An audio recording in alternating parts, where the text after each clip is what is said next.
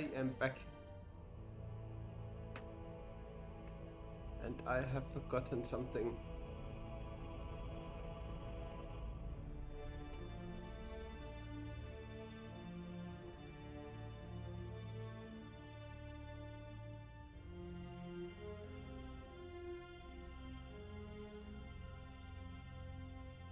If my dashboard wants to work this time.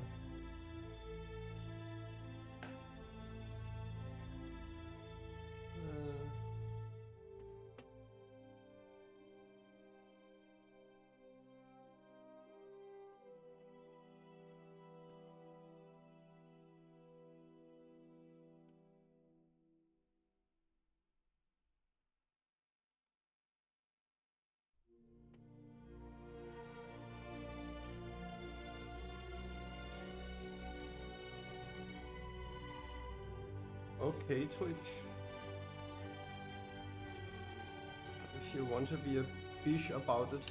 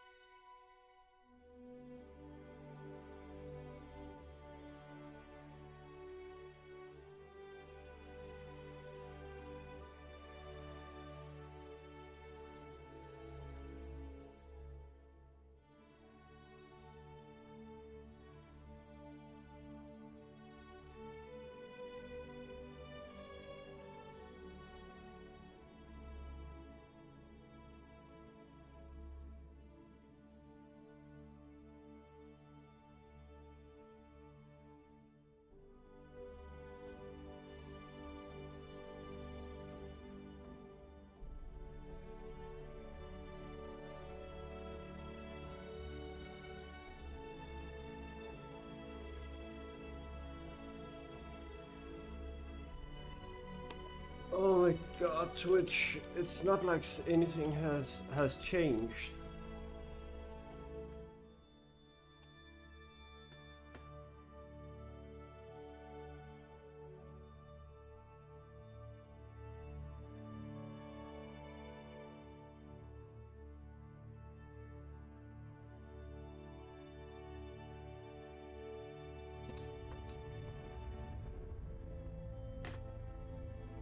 Oh, that's all good, bro. That's all good.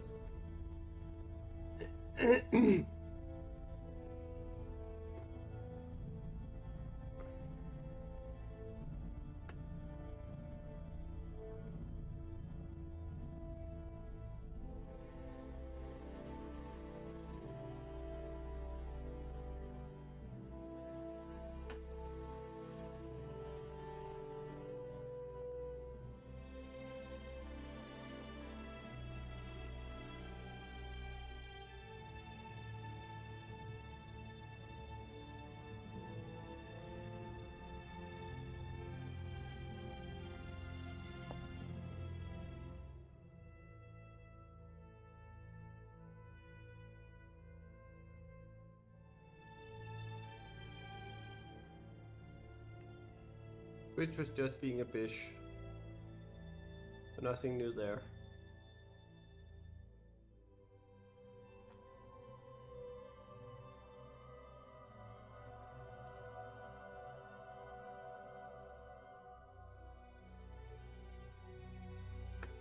I cannot remember where I have to change that.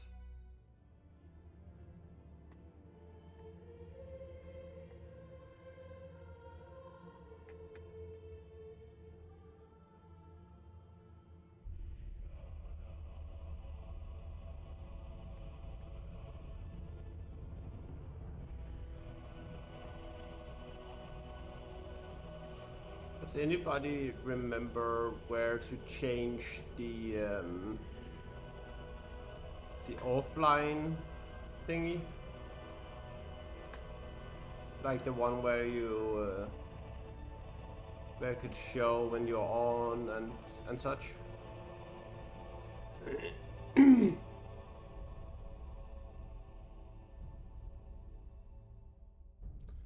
Because I definitely cannot.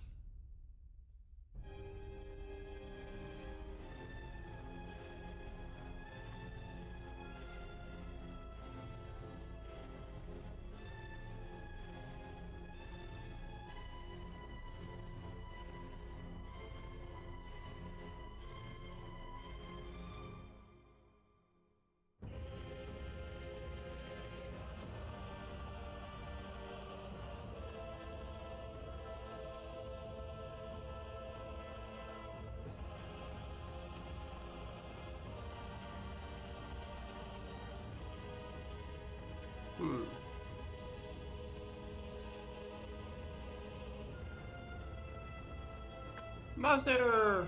Hi! There we go. I found it. I am good. This one.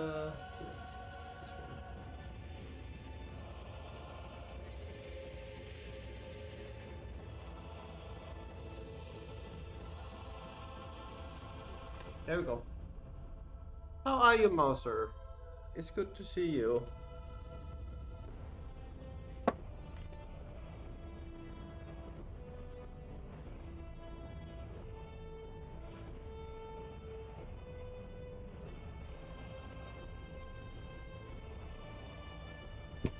Ow.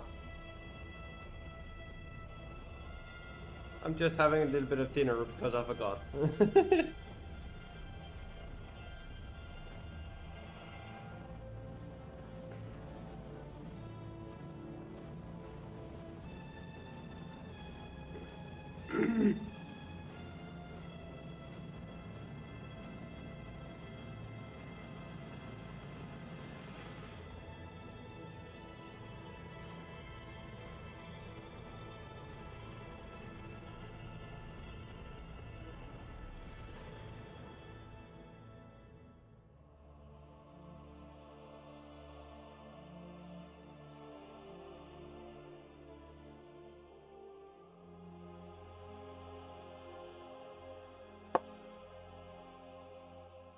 Ah, nom nom.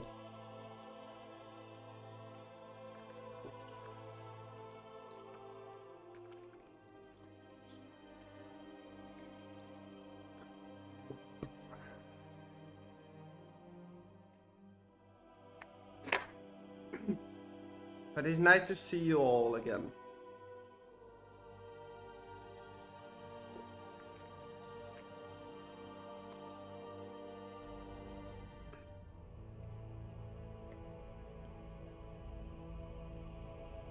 Now that I have been gone for so long.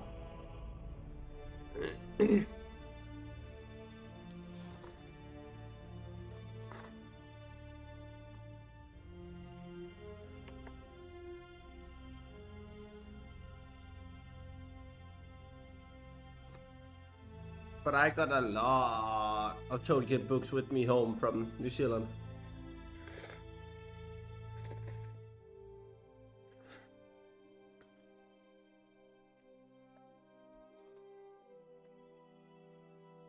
I got 12 full books with me home from New Zealand.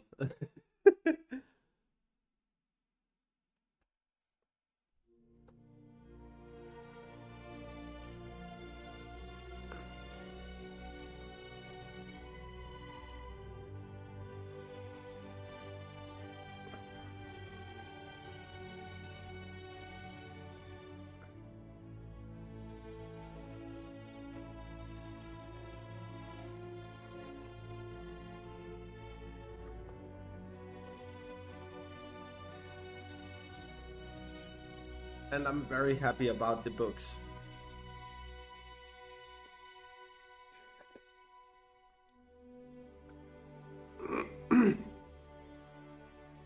And I just found out I can get the rest here in Denmark. Which is actually really nice. They are a little bit more expensive, but not that much.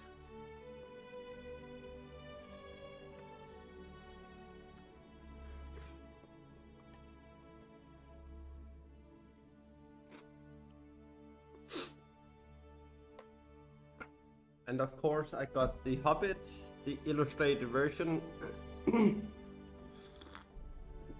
It is not the one we are reading at the moment, or reading from at the moment. I usually have paperbacks for when I read here on stream. And then I have the hardbacks for personal use.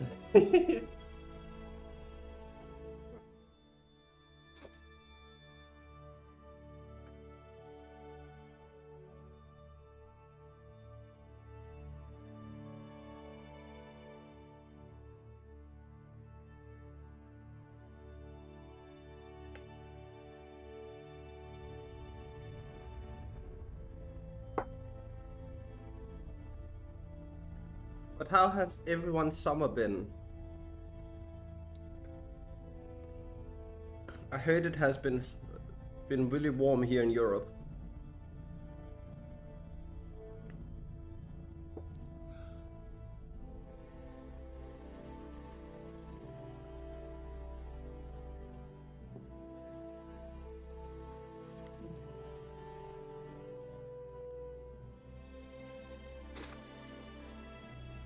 Because where I was, it was more like spring temperatures. Didn't even feel like it was winter.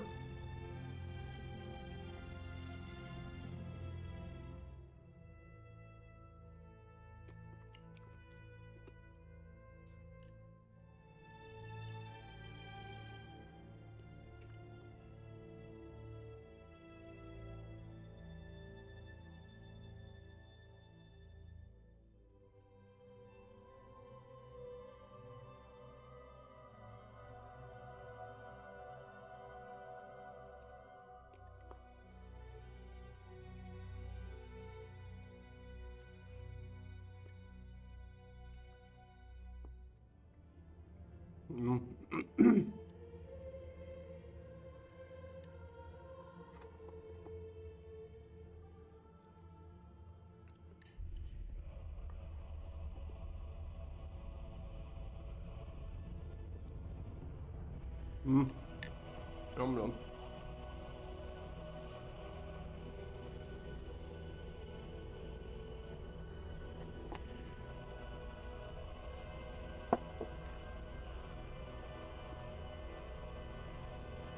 I am soon done with eating, so we will start afterwards.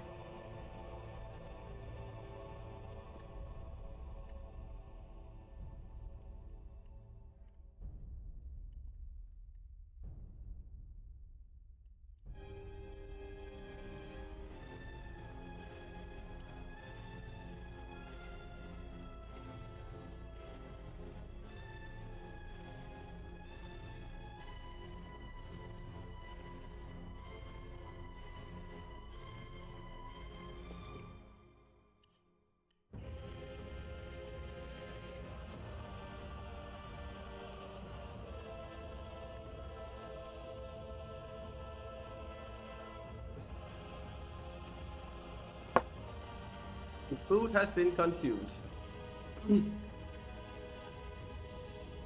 Time to show my new cups. Aren't they nice? I got them at Hobbiton.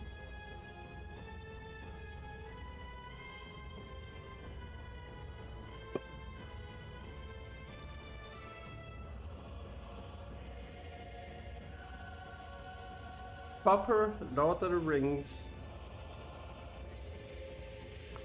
thermal glasses.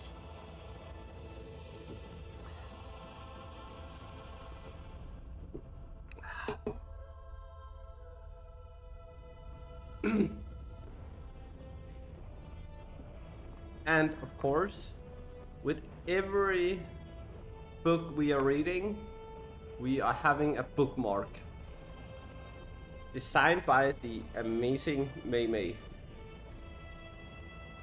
So here you can see, this is the bookmark.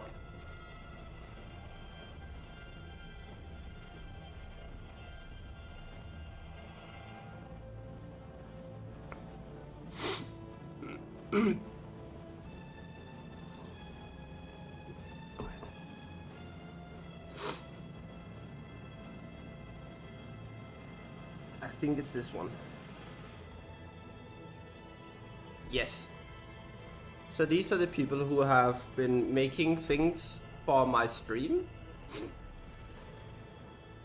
And has helped making my stream pretty.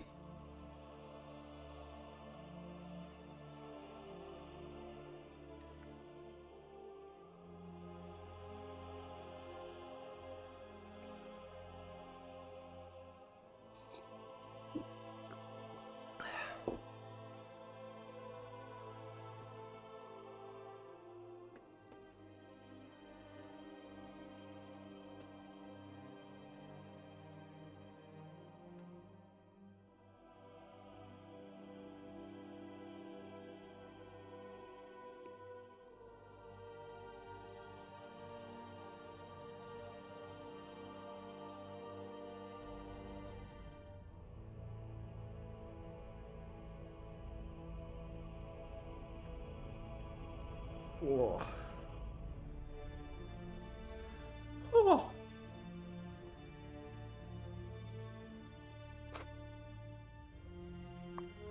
Yes. We are back. And we have a new book, which is nice.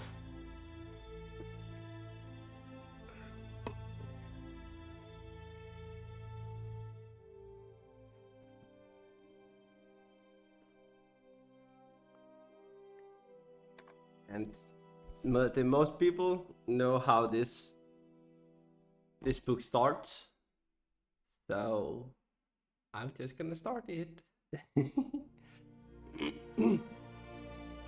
Here we go. Chapter 1. An unexpected party. In a hole in the ground there lived a hobbit. Not a nasty, dirty, wet hole, filled with the ends of worms and oozy smell, nor yet a dry, bare, sandy hole with nothing in it to sit down on or to eat. It was a hobbit hole, and that means comfort. It had a perfectly round door, like a porthole, painted green, with a shiny yellow brass knob in the exact middle. The door opened onto a tube-shaped hall like a tunnel. A very comfortable tunnel without smoke, with paneled walls and floors tiled with carpeted floors tiled and carpeted, providing with polished chairs and lots of pegs for hats and coats. The Hobbit was fond of visitors. The tunnel wound on, going fairly but not quite straight into the side of the hill. The hill, as all the people for many miles round called it, and many little round doors opened out of it, first on one side and then on another. No going upstairs for the Hobbit. Bedrooms, bathrooms, cellars, pantries, lots of these. Wardrobes, he had whole rooms devoted to clothes. Kitchens, dining rooms, all were on the same floor, and indeed on the same passage. The best rooms were all on the left hand, going in, for these were the only ones to have windows. Deep-set, round windows looking over his garden and meadows beyond, sloping down to the river.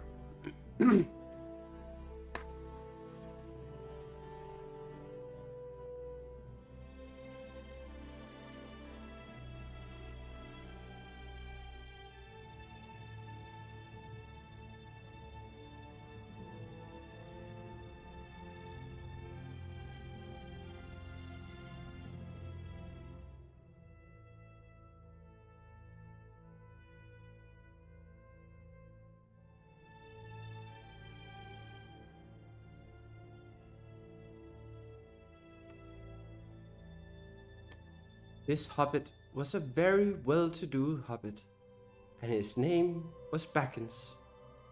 The Bagginses had lived in the neighborhood of the hill for time out of mind, and people considered them very respectable, not only because most of them were rich, but also because they had never had any adventures or did anything unexpected. You could tell what a Baggins would say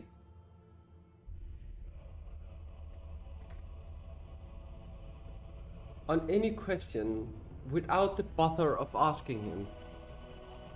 This is a story of how a Baggins had an adventure and found himself doing and saying things altogether unexpected.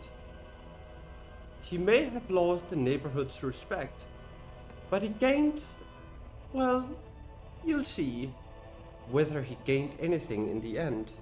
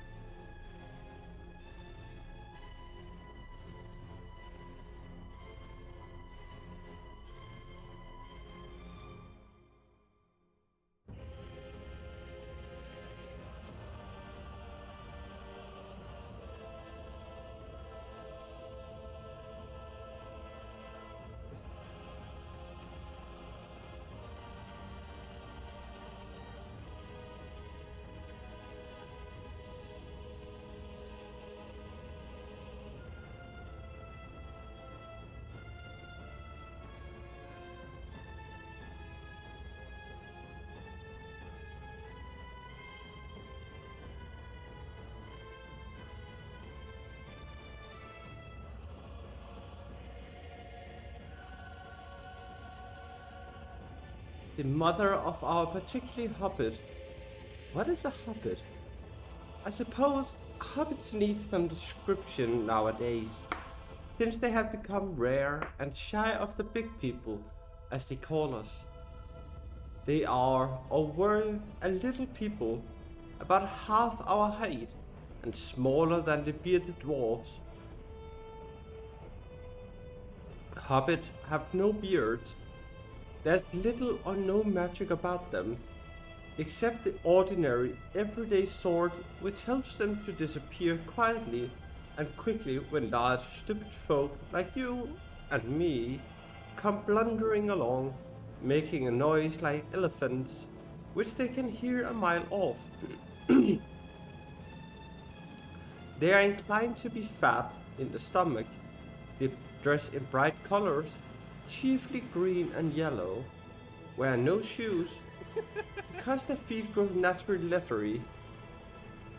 leathery soles, and thick warm brown hair like the stuff on their heads, which is curly. Have long, clever brown fingers, good-natured faces, and laugh deep fruity laughs, especially after dinner, which they have twice a day, when they can get it. Now you know enough to go on with. As I was saying, the mother of this hobbit, of Bilbo Baggins, that is, was, the famous Belladonna Took, one of the three remarkable daughters of the old Took, head of the hobbits who lived across the water, the small river that ran at the foot of the hill. It was often said in other families that long ago one of the Took ancestors must have taken a fairy wife.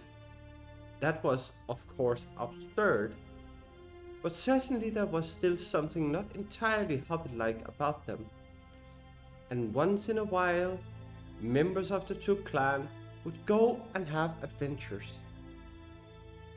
They discreetly disappeared, and the family hushed it up, but the fact remained that the Tooks were not as respectable as the Bagginses, though they were undoubtedly richer. Hi Leo! Yeah, it has been very long. It's only 8 days since I came home. So not that long.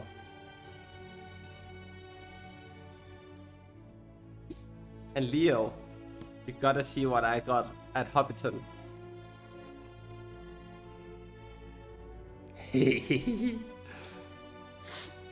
I got a Gondor.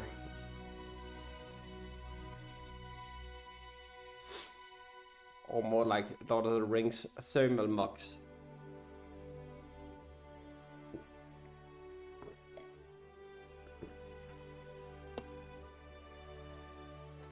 Well, you're always welcome to go here to listen to these things I have already already read. Oh my god, what didn't I buy? Okay.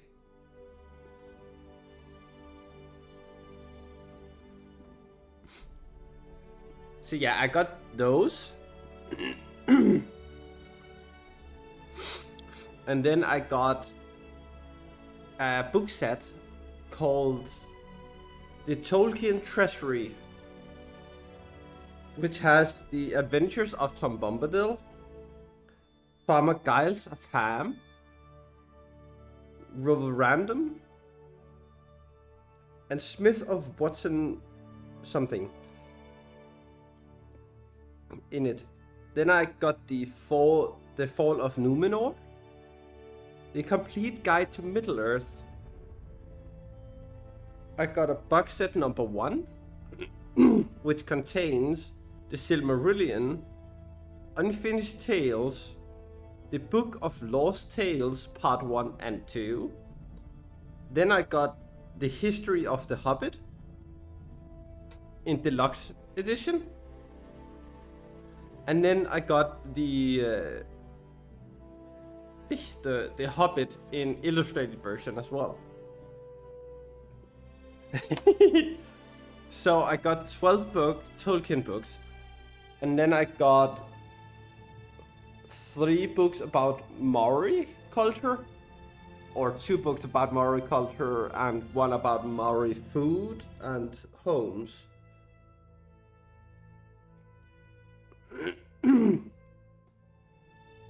Yes, I did.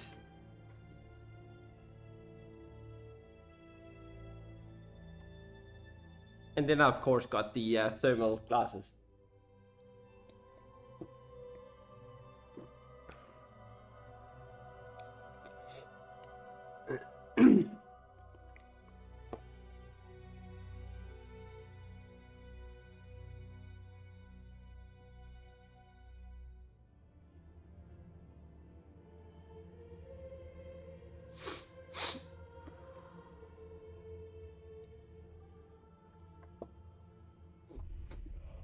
I also got the History of the Hobbit in illustrated version, but I couldn't take it with me home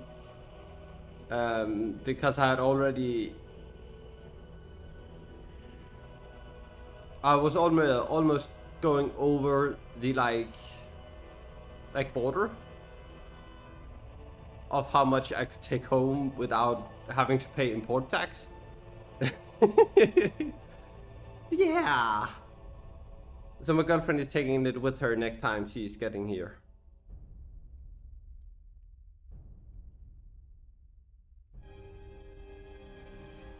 And I'm looking very much forward to her coming here next time. You have thought so too. Like I can show you a little like a little look of them. Yeah, exactly. But yeah, a little look of them. So here you have the Hobbit. Here. This one and this one I already had. Then the History of the Hobbit.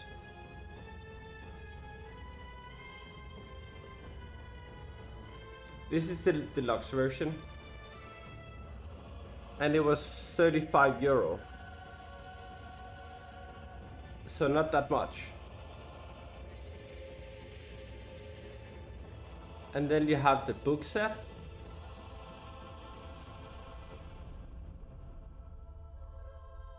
Like here, that is the book set.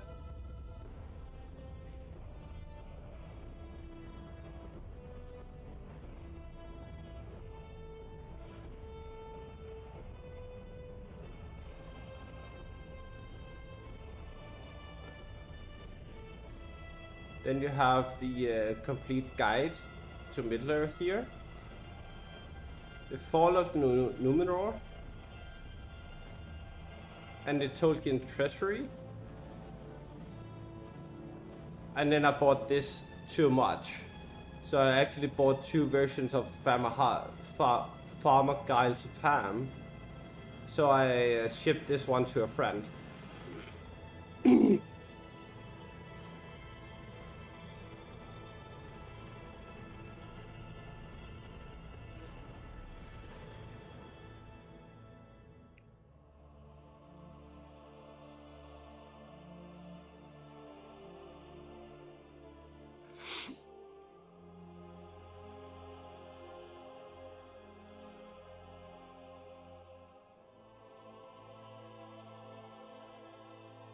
Just tell me when you're back.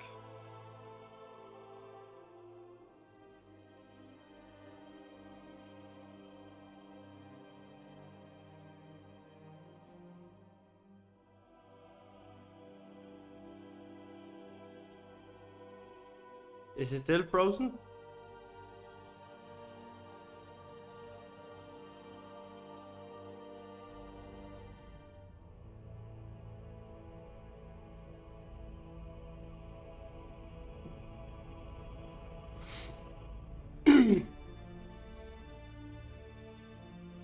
Okay.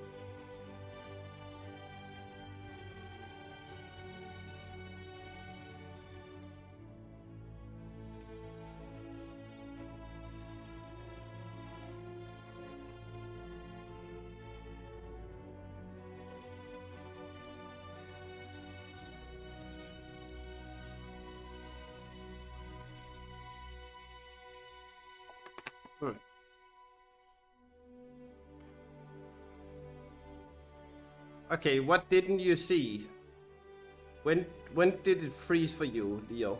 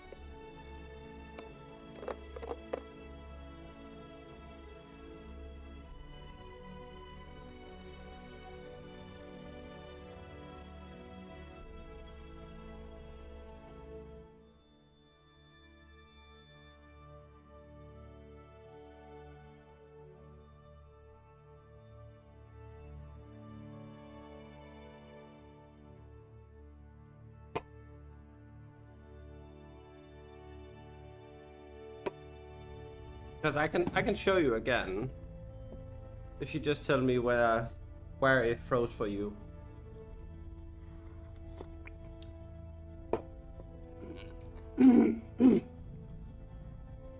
So where did it freeze for you, Leo?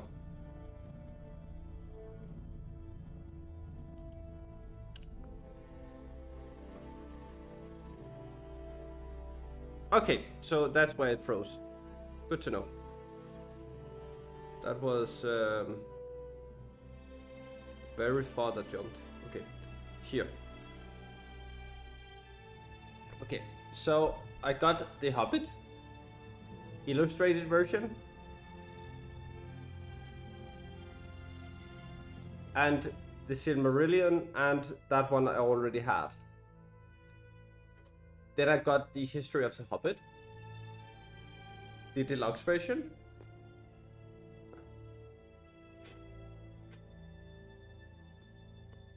Then this is the box set, like these 4 books here. Sorry, there we go. So these 4 books here are the box set.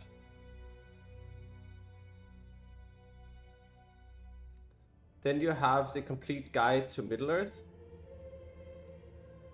the one here. I will not. I will not leave them wrapped, no. And then the Fall of Numenor.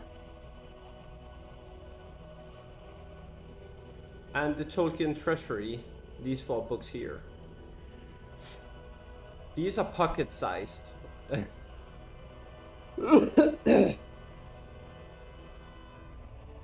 stop that. Hey! But I bought 2 of the same book.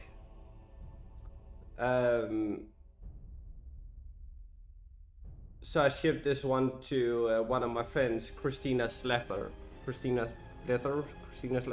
like that. So yeah.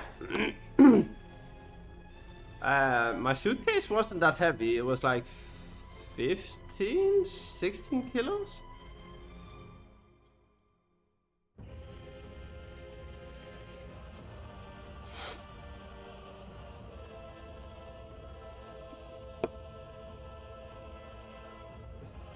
Oh, I wasn't getting her a copy.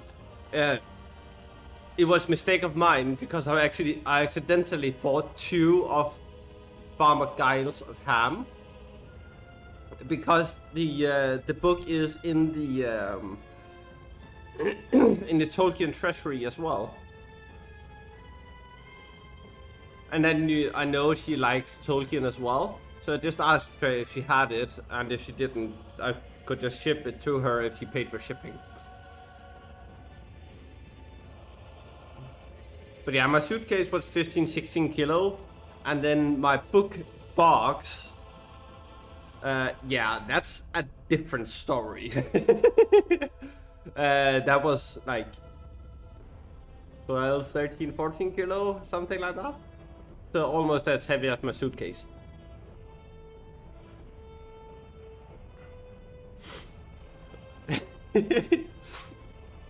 Yeah, I had to put everything into a box because I didn't have any space in my suitcase. Yeah. My suitcase was full.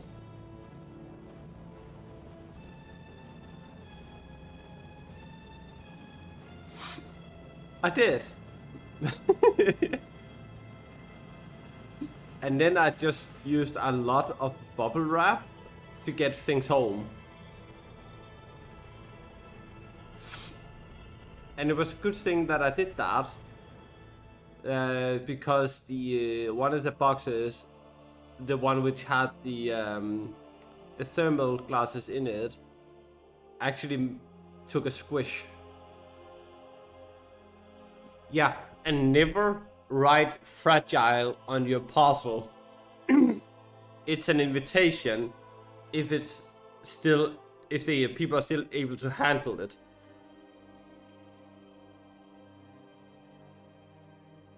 Like if it needs to be lifted on a pallet or something. Oh, that's normal. That's why I say Do not write fragile on your parcel. It's an invitation for them to throw it. Yeah, it's normal. Why do you think that the in the terms of service of UPS, they say to get a refund or to get your items or money back for your items if they break or something like that, you have to put at least 5 centimeters of bubble wrap or something else which takes the damage in your box around your item. If it do not have 5 centimeters of like wrapping around the content, yeah, they mention it, but to people read the terms of service? That is the thing.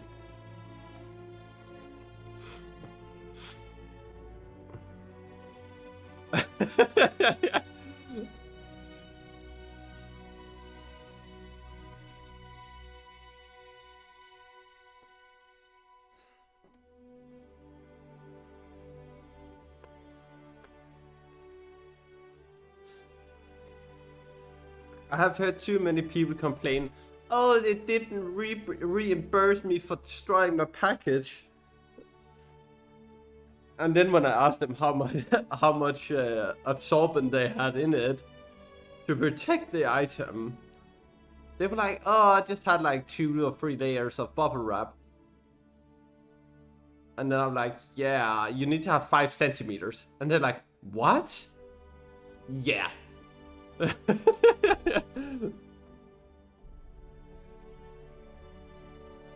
Yeah, I have worked with it. That's why I know. Because we, the company I worked for at that time, had a parcel which was completely destroyed. It looked like a truck had went over it. But yeah, they couldn't get a reimbursement because they had only a centimeter of things to protect it inside of the box. So I was just like, oh, okay, then I know how to pack my items if I ever ship them. Oh, there was one.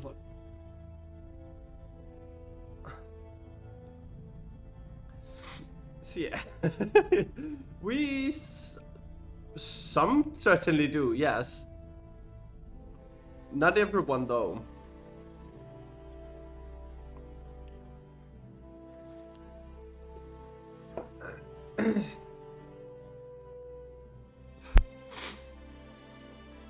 But yeah, I got a lot of goodies and I'm so happy.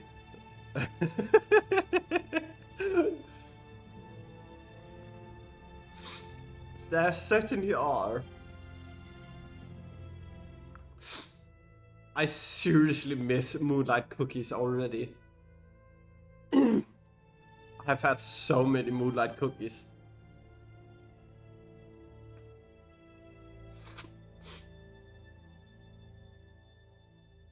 It's actually nuts.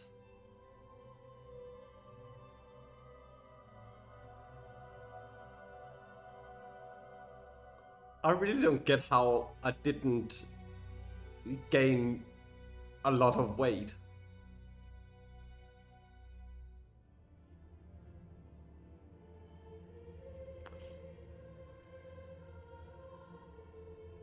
No.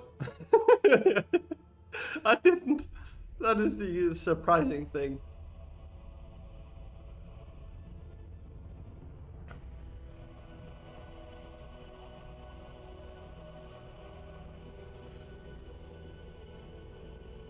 Yeah.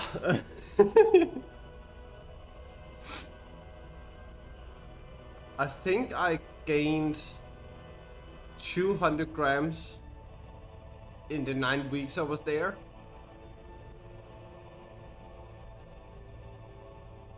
But I felt a lot more unhealthy. So yeah, it wasn't that I got fat, it was more like I felt very unhealthy. And I couldn't even drink the water. That was the surprising thing for me.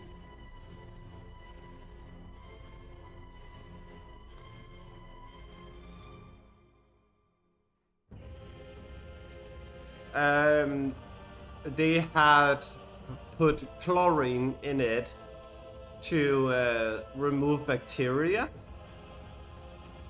which were only in some parts of of the area. Yeah.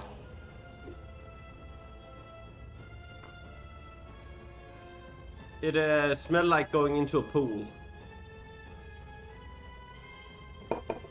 So yeah, that was not healthy. I also found out because my hair, I have had a lot of hair loss. After I got home.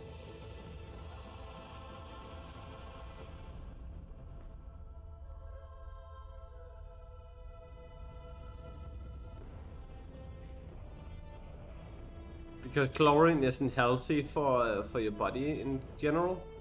Oh, it's already been an hour. Interesting. So yeah. Yeah, exactly.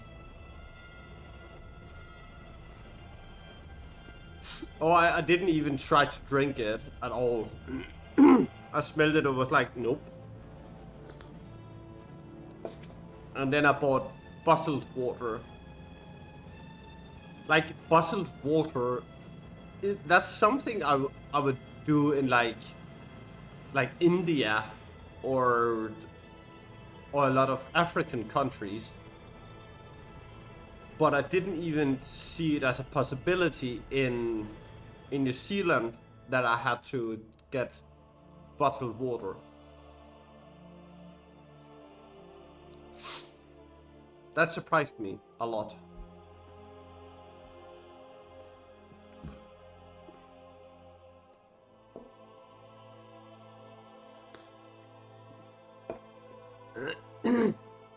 Yeah, just like this.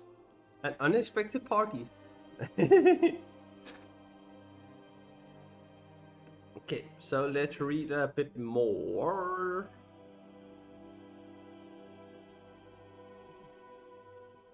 How many pages are there in this chapter today?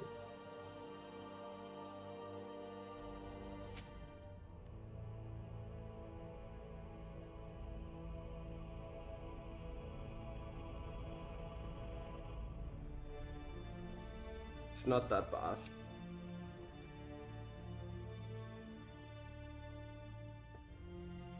It's only 23 pages, so that's fine. Okay. Not that Belladonna took ever had any adventures after she became Mrs. Bungo Baggins.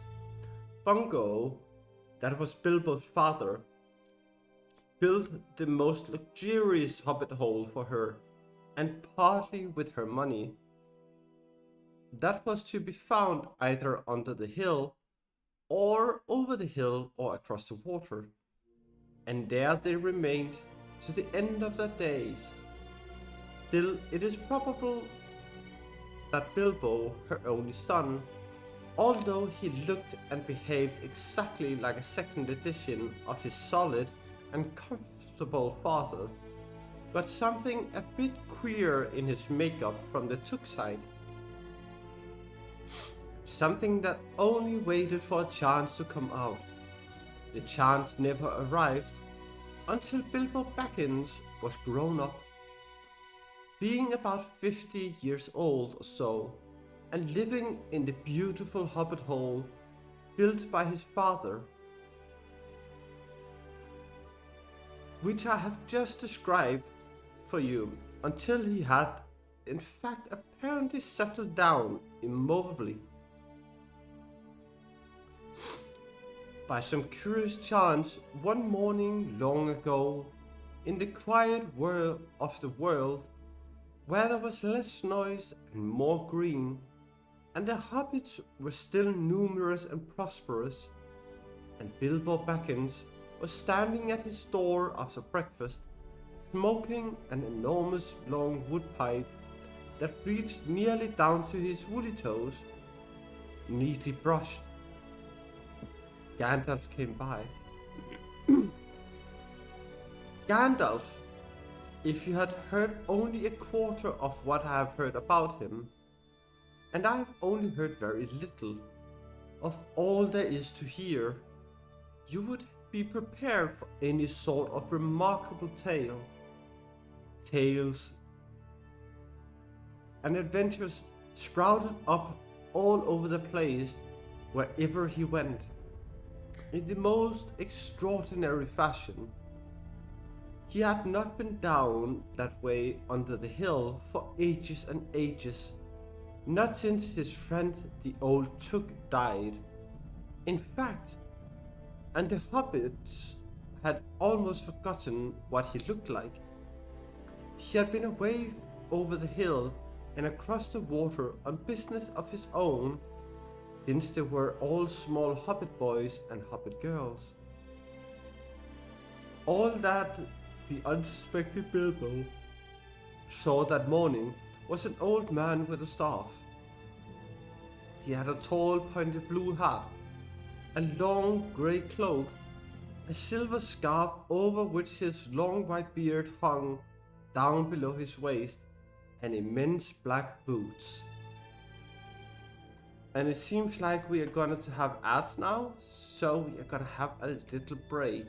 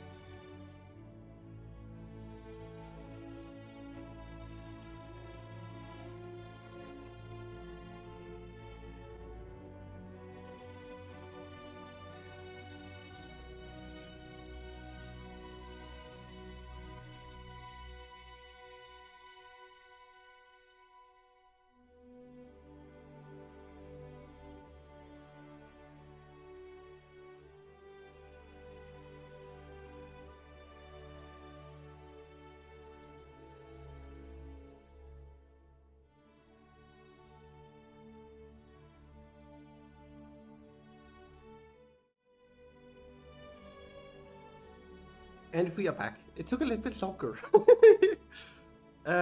So where were we? We were here.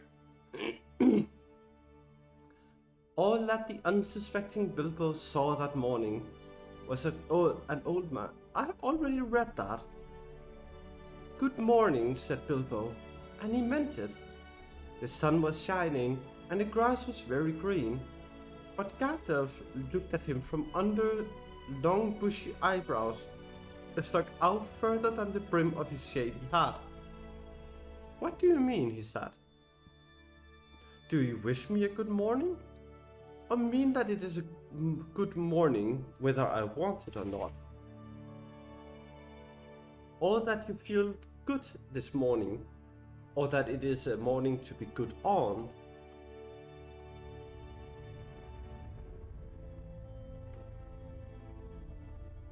All of them at once, said Bilbo, and a very fine morning for a pipe of tobacco out of doors, into the bargain. If you have a pipe about you, sit down and have a fill of mine. There's no hurry, we have all the day before us. Then Bilbo sat down on a seat by his door, crossed his legs, and blew out a beautiful grey ring of smoke that sailed up into the air without breaking and floated away over the hill. Very pretty, said Gandalf, but I have no time to blow smoke rings this morning. I am looking for someone to share in an adventure that I am arranging, and it's very difficult to find anyone. I should think so in these parts. We are plain quiet folk and have no use for adventures. Nasty, disturbing, uncomfortable things. Make you late for dinner. I can't think what anybody else sees in them, said our Mr. Baggins, and stuck one thumb behind his braces and blew out another even bigger smoke ring. Then he took out his morning letters and began to read, pretending to take no more notice of the old man. He had decided that he was not quite his sort and wanted him to go away, but the old man did not move. He stood leaning on his stick and gazing at the Hobbit without saying anything, till Bilbo got quite uncomfortable and even a little cross. Hi, Hima. Hi, Potita. Welcome in. I have hydrated from my new thermal glasses.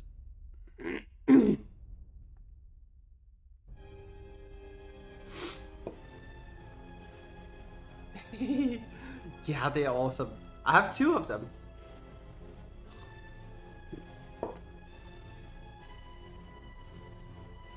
Ha ha ha ha ha. The troll is trolling.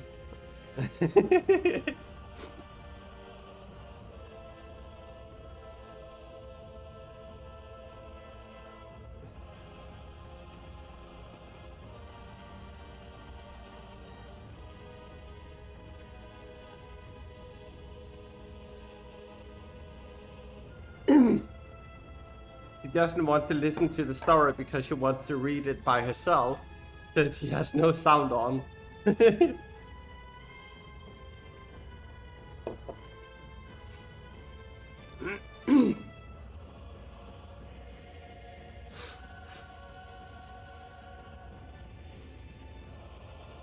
But yeah, first time streaming after my vacation. It's awesome.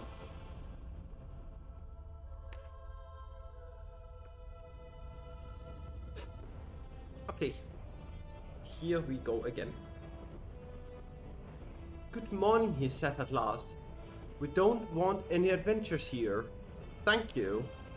You might try over the hill or across the water.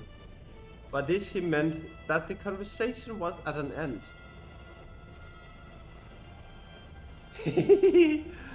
Yeah. I appreciate you, Hima. The best Portuguese.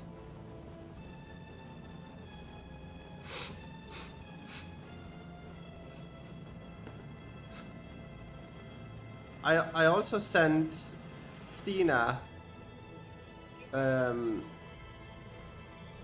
book. Hi, Frankie. That I bought too much. Like all of these, except that one and that one, I bought in New Zealand. Yeah, the one at the top. Farmer Giles of Ham. Yeah, I sent that to Stina because he didn't have it. So if I can get it to focus.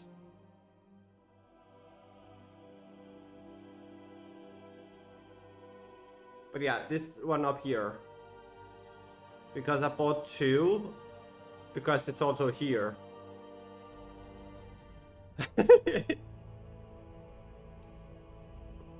Yeah. Yeah, I bought one too much, so I was just like, yeah, you can just pay shipping and then you can get it free. Yeah, so many books. It was amazing. I got 12 Tolkien books. And 3 books about the Maori culture and the food. With recipes. So that's awesome. I love that.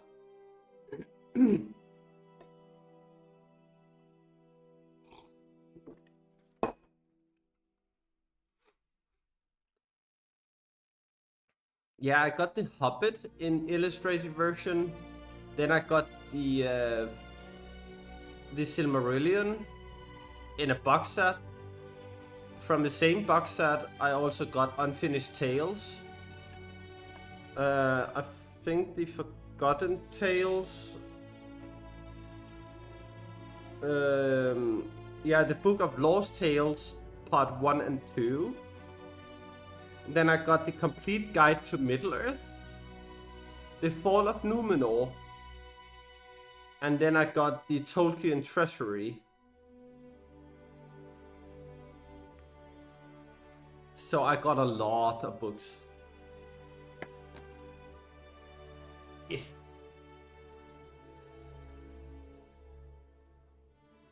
It was awesome. And I was only €1.50 below how much I was allowed to import into Denmark.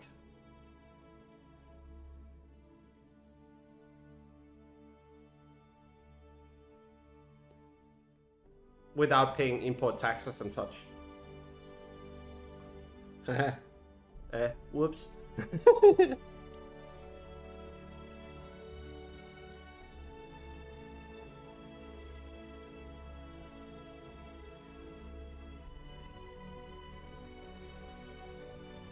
And the book box was actually the same weight as my suitcase.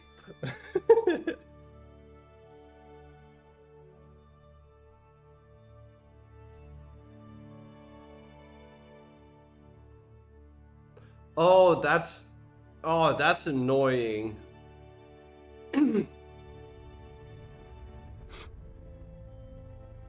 It would be fine if all of them had different sizing.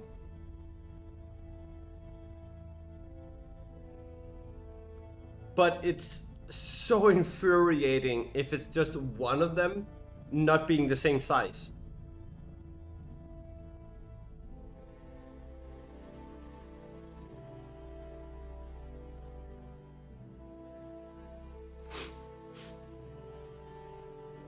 Like the Hobbit, the Silmarillion, and Lord of the Rings, all 3 books have a different size. And that works for them.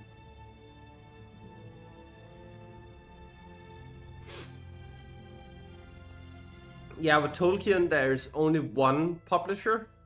I think it's HarperCollins, as far as I can remember.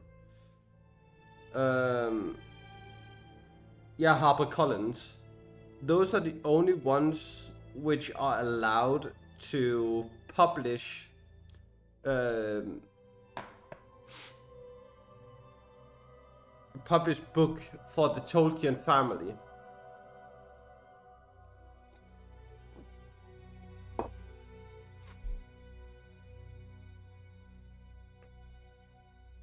Yeah, I don't know.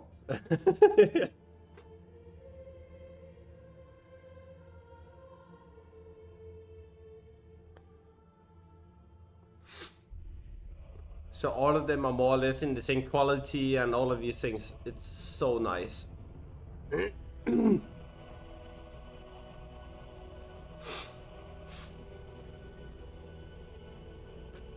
for most of them, they have two series. They have the deluxe series and the illustrated series. They actually have three. They also have the normal series, which is I like paperbacks and such. But the deluxe series is all hard books, same as the illustrated versions. But the difference between the illustrated and the deluxe version is that the illustrated versions are illustrated by Tolkien himself. With the deluxe versions, it's more like they go for like a very high-end feeling and look of the book. And it also has a casing for every book. So like the casing you would get from a box set, just higher quality.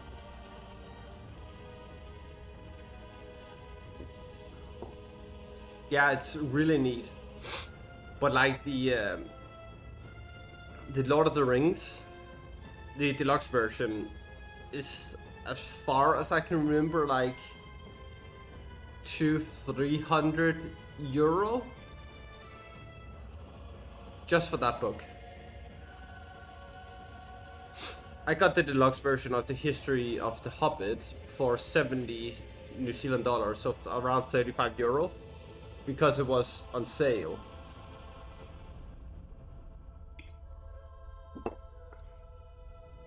Which was really nice.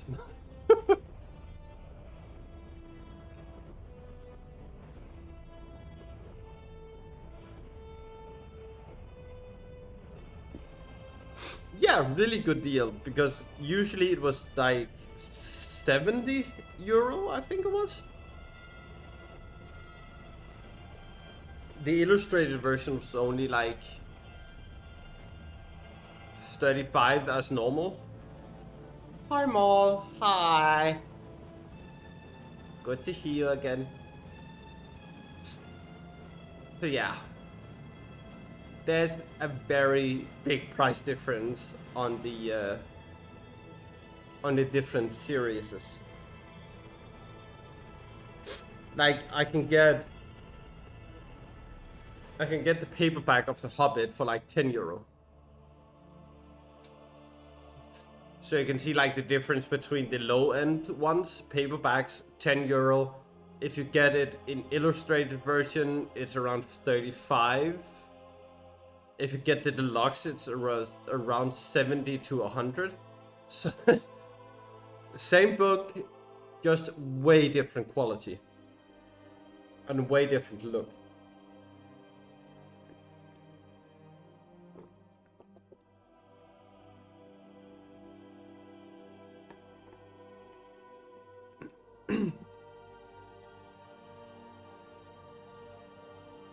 And at some point I would love to make The Lord of the Rings and The Hobbit into one book and then name it the same as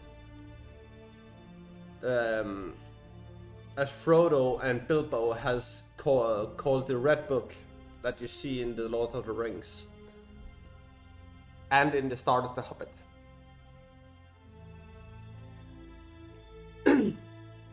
So yeah.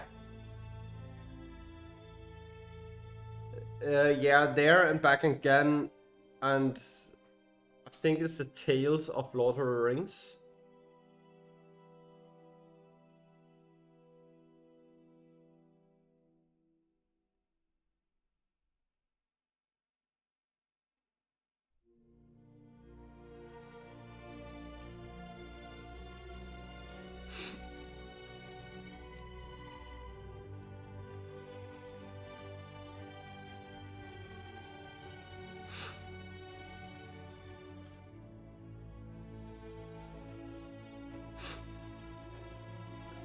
Yeah, so Bilbo called it there and back again, and Frodo called it the downfall of the Lord of the Rings and the return of the king.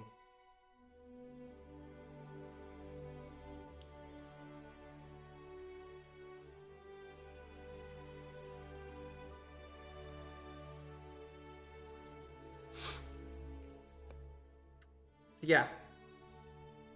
And it's actually called the Things book because it was about their stories, Sam's stories, and the reason it's called Things book is because of Pippin taking it to Minas Tirith, and he was a Thane of Gondor. Yeah, it's quite awesome. I really love the backstory because so many things are just so well thought through, but there's left so many spaces for you to actually wander through the adventure and have your own part of it. And I really like that.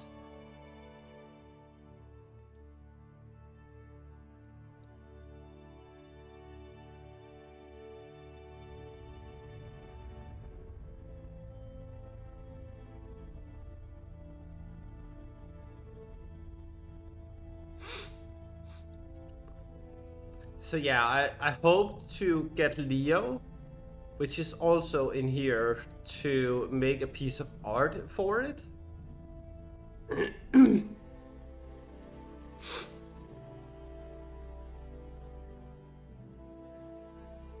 That would be so cool.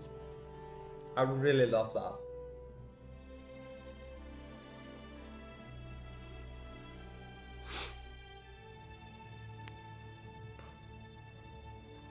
Because Leo's art is awesome.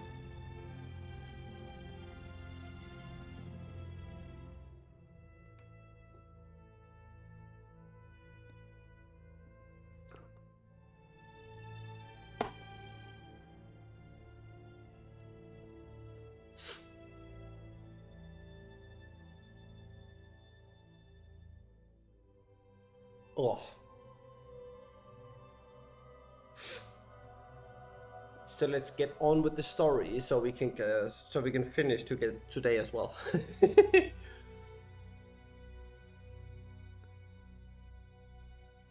What a lot of things you do use good morning for, said Gandalf.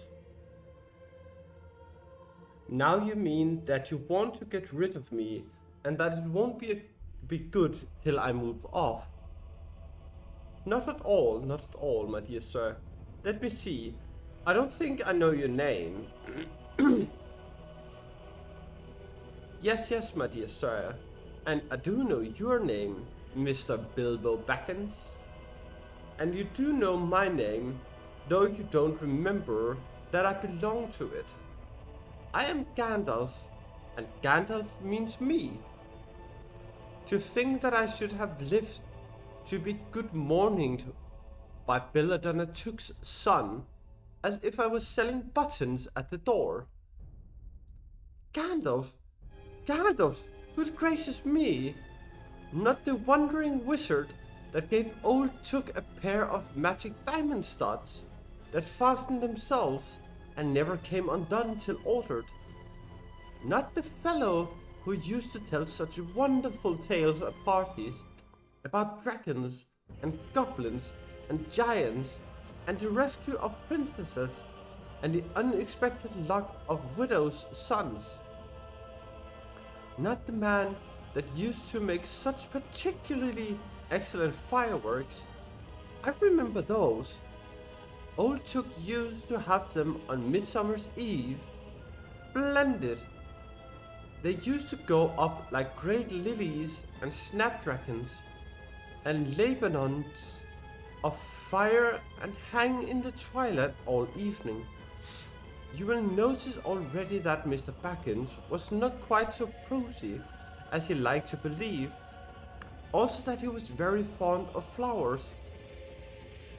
Dear me, he went on, not the Gandalf who was responsible for so many quiet lads and lasses going off into the blue for mad adventures. Anything from climbing trees to visiting elves, or sailing in ships, sailing to other shores. Bless me, life used to be quite you used to upset things badly in these parts once upon a time. I beg your pardon, but I had no idea you were still in business. Where else should I be? Said the wizard. All the same, I am pleased to find you remember something about me. You seem to remember my fireworks kindly, at any rate, and that is not without hope. Indeed, for your own grandfather Took's sake, and for the sake of poor Belladonna, I will give you what you asked for. I beg your pardon. I haven't asked for anything. Yes, you have. Twice now. My pardon, I give it you. In fact, I will go so far as to send you on an adventure. Very amusing for me, very good for you, and profitably too. Very likely if you ever get over it. Sorry, I don't want any adventures, thank you. Not today.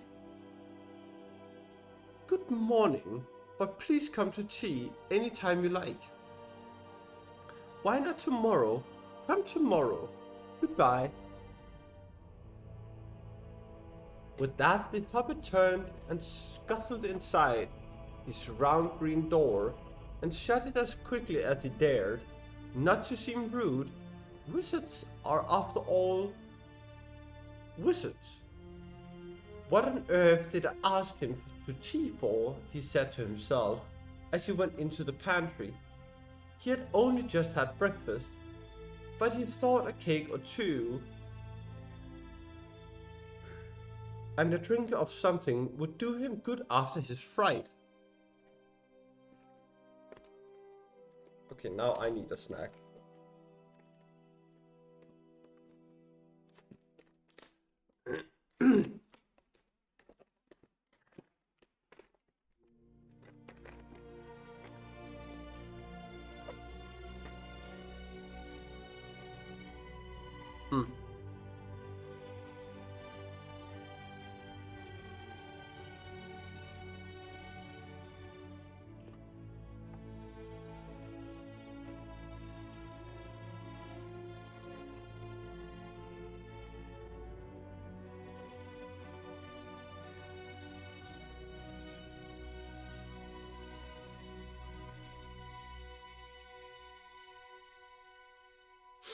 Gandalf in the meantime was still standing outside the door and laughing long but quietly.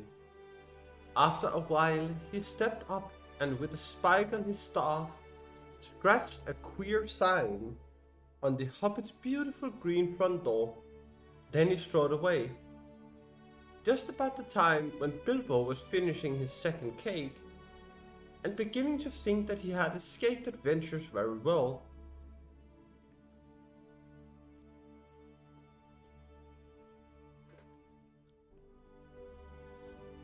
The next day, he had almost forgotten about Gandalf. He did not remember things very well, unless he put them down on his engagement tablet. Like this: Gandalf, tea, Wednesday. Yesterday, he had been too flustered to do anything of that kind. Just before tea time, there came a tremendous ring on the front door bell. And then he remembered. He rushed and put on a kettle and put out another cup and saucer and an extra cake or two and ran to the door. I am so sorry to keep you waiting, he was going to say, when he saw that it was not Gandalf at all.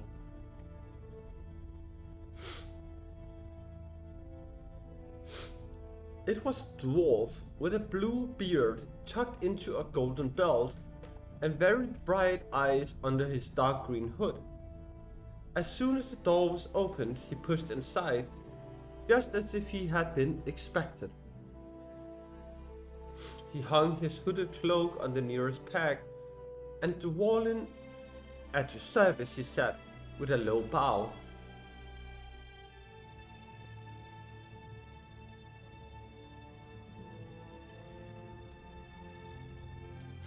Bilbo Baggins at yours, said the hobbit, too surprised to ask any questions for the moment. When the silence that followed had become uncomfortable, he added, I'm just about to take tea. Pray come and have some with me. A little stiff perhaps, but he meant it kindly. And what would you do if an uninvited dwarf came and hung his things up in your hall without a word of explanation?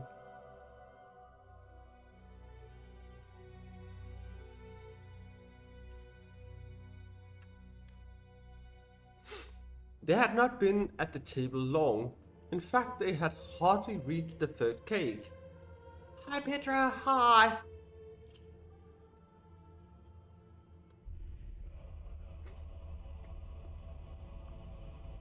When there came another, even louder ring at the bell.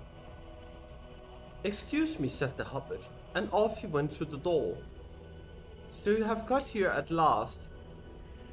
That was what he was going to say to Gandalf this time. But it was not Gandalf. Instead there was a very old-looking dwarf on the step up with a white beard and a scarlet hood. And he too hopped inside as soon as the door was opened, just as if he had been invited. I see they have begun to arrive already, he said when he caught sight of Dwalin's green hood hanging up. He hung his red one next to it. And Balin at your service, he said, with his hand on his breast. Thank you, said Bilbo with a gasp. It was not the correct thing to say. But they have begun to arrive had flustered him badly. He liked visitors, but he liked to know them before they arrived, and he preferred to ask them himself. He had a horrible thought that the cakes might run short, and then he, as the host, he knew his duty and stuck to it, however painful. He might have to go without. Come along in and have some tea, he managed to say after taking a deep breath. A little beer would suit me better, if it is all the same to you, my good sir, said Balin, with the white beard. But I don't mind some cake, seed cake if you have any.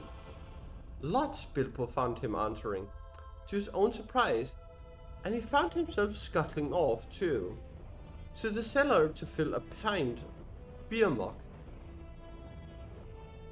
and then to the pantry to fetch 2 beautiful round seed cakes, which he had baked that afternoon for his after-supper morsel.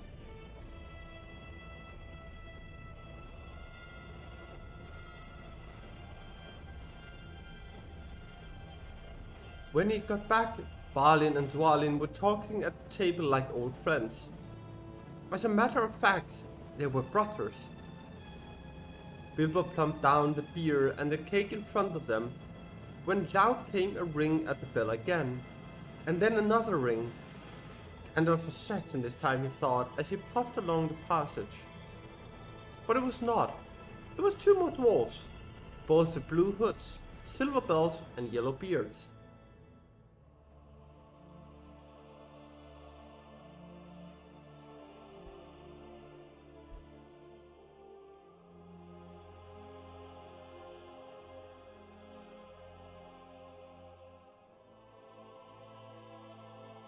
Each of them carried a bag of tools and a spade. In they hopped as soon as the door began to open. Bilbo was hardly surprised at all. What can I do for you, my dwarfs, he said. Keely at your service, said the one, and Feely, added the other. And they both swept off their blue hoods and bowed. At your and your families, replied Bilbo, remembering his manners this time. Dwalin and Balin here already, I see, said Killy. Let us join the throng. Throng, thought Mr. Baggins. I don't like the sound of that. I really must sit down for a minute and collect my wits and have a drink. He had only just had a sip in the corner while the four dwarfs sat around the table and talked about mines and gold and troubles with the goblins and the depredation of dragons and lots of other things which he did not understand and did not want to, for they sounded much too adventurous. When ding-dong-a-ling-dang, his bell rang again, as if some naughty little hobbit boy was trying to pull the handle off.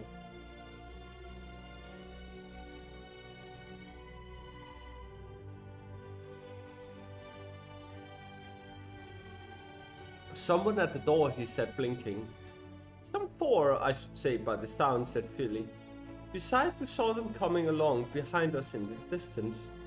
The poor little hobbit sat down in the hall and put his head in his hands, and wondered what had happened, and what was going to happen, and whether they would all stay to supper. Then the bell rang again, even louder than ever, and he had to run to the door. It was not 4 after all, it was 5. Another dwarf had come along while he was wandering in the hall. He had hardly turned the knob before they were all inside, bowing and saying at the service, one after another. Dory, Nori, Ori, Oin and Gloin were their names, and very soon 2 purple hoods, a grey hood, a brown hood and a white hood were hanging on the pegs. And off they marched with their broad hands stuck in the gold and silver bells to join the others. Already it had almost become a throng. Some called for ale and some for porter, and one for coffee, and all of them for cakes.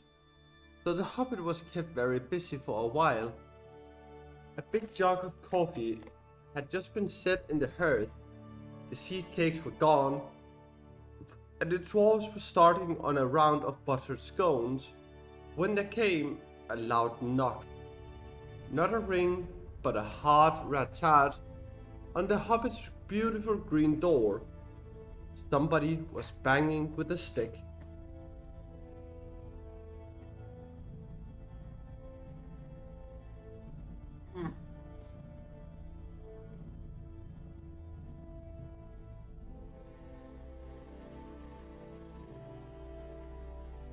Bilbo rushed along the passage, very angry and altogether bewildered and bewildered.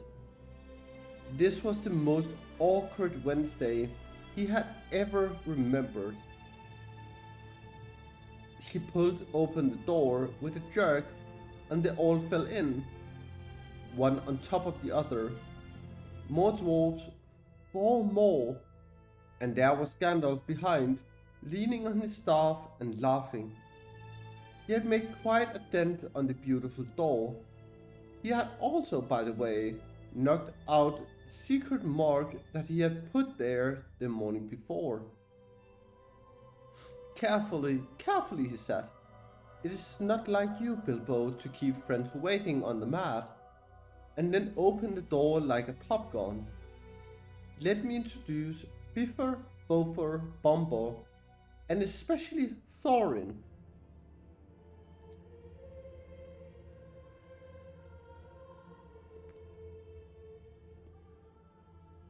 At your service, said Bifur, Bofur, and Bombur, standing in a row.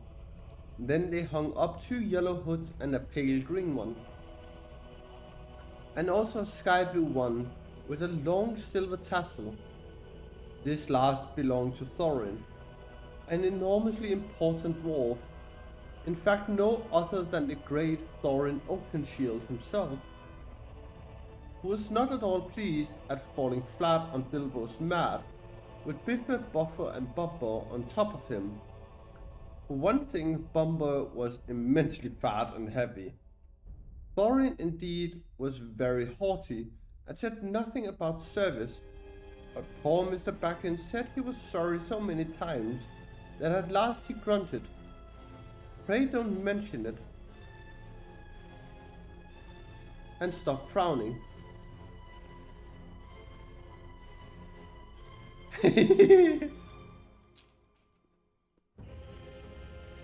Nice.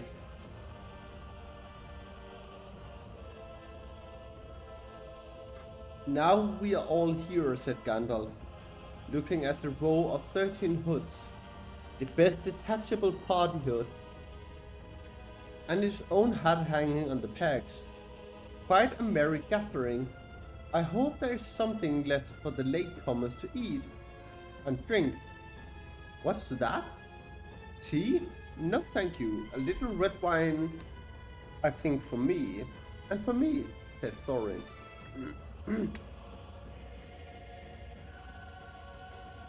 But that's an accomplishment, Petra. Most people don't even get to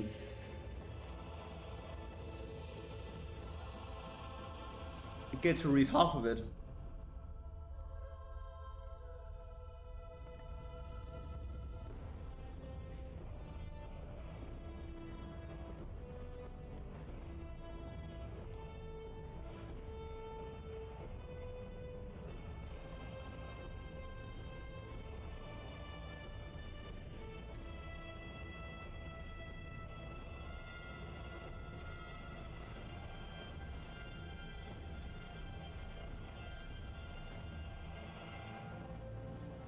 Oh, then you got quite far.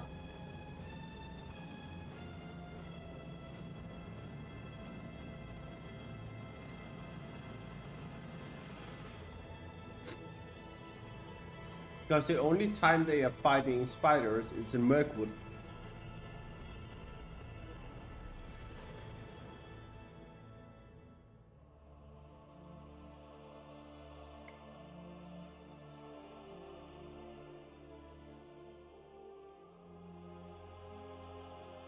"And raspberry jam and apple tart," said Biffer. "And mince pies and cheese," said Bofer.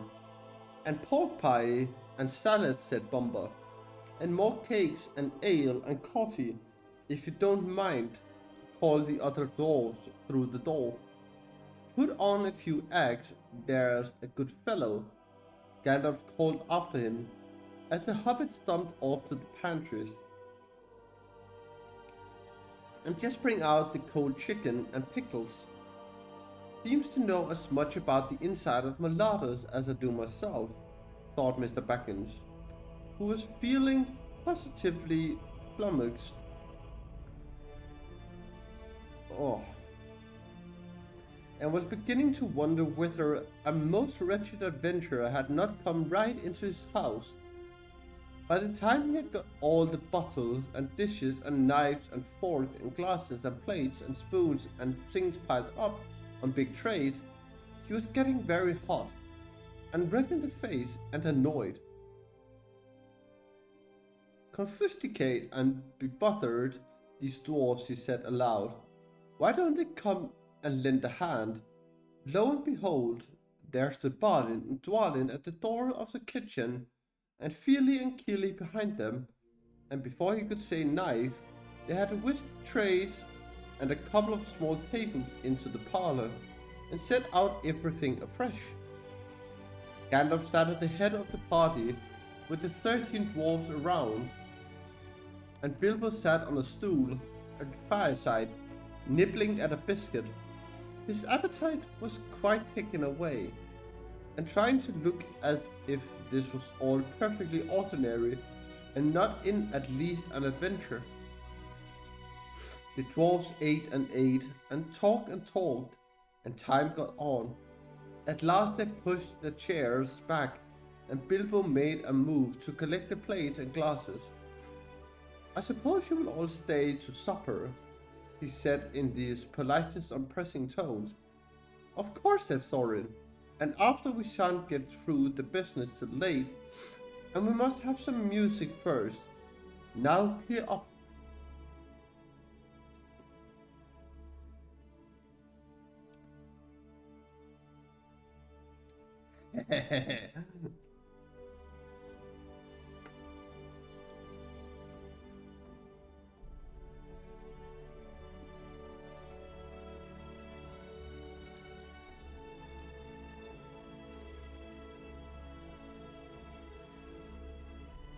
Thereupon the 12 draws and not Thorin.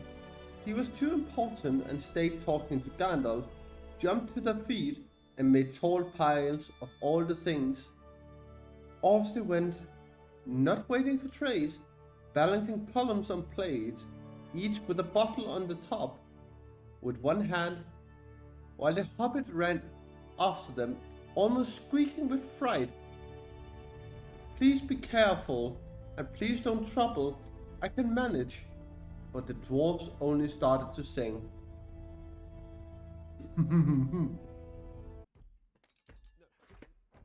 can you not do that? You'll blunt them. Ooh, do you hear that, lads? He says we'll blunt the knives. Blunt them.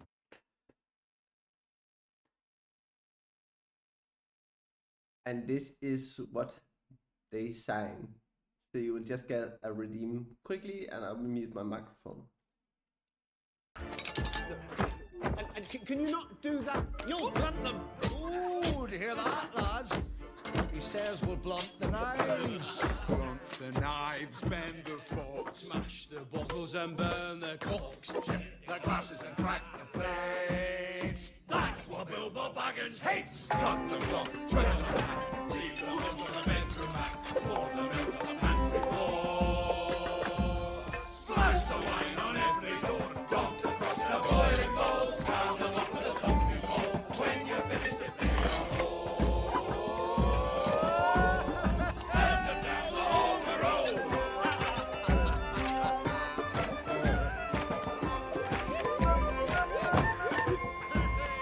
That's what Bilbo Baggins hates.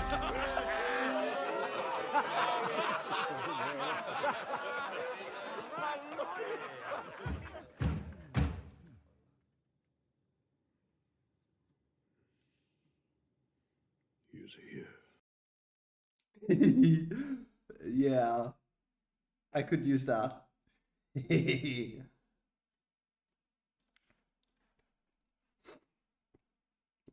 That was nice.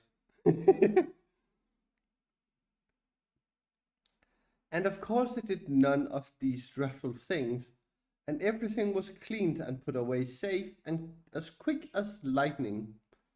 While the hobbit was turning around and round in the middle of the kitchen, trying to see what they were doing.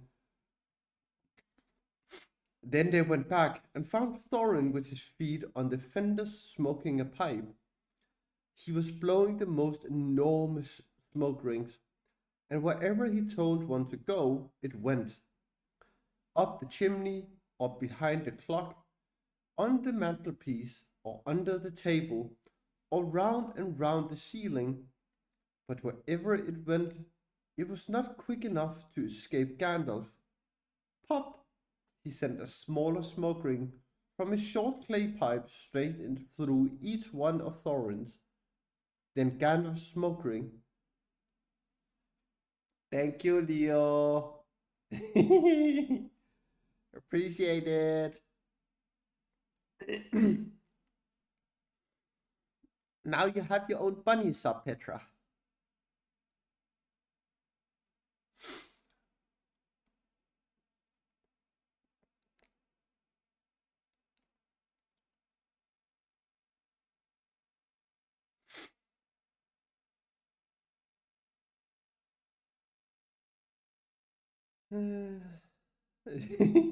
Look, you got bunny ears.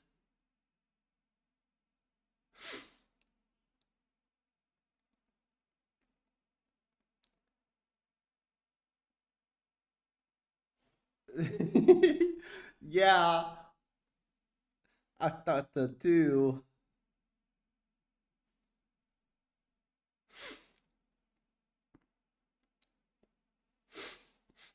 They're really cute.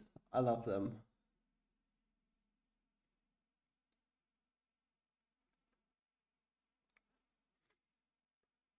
Then Gandalf's smoke ring would go green and come back to hover over the wizard's head.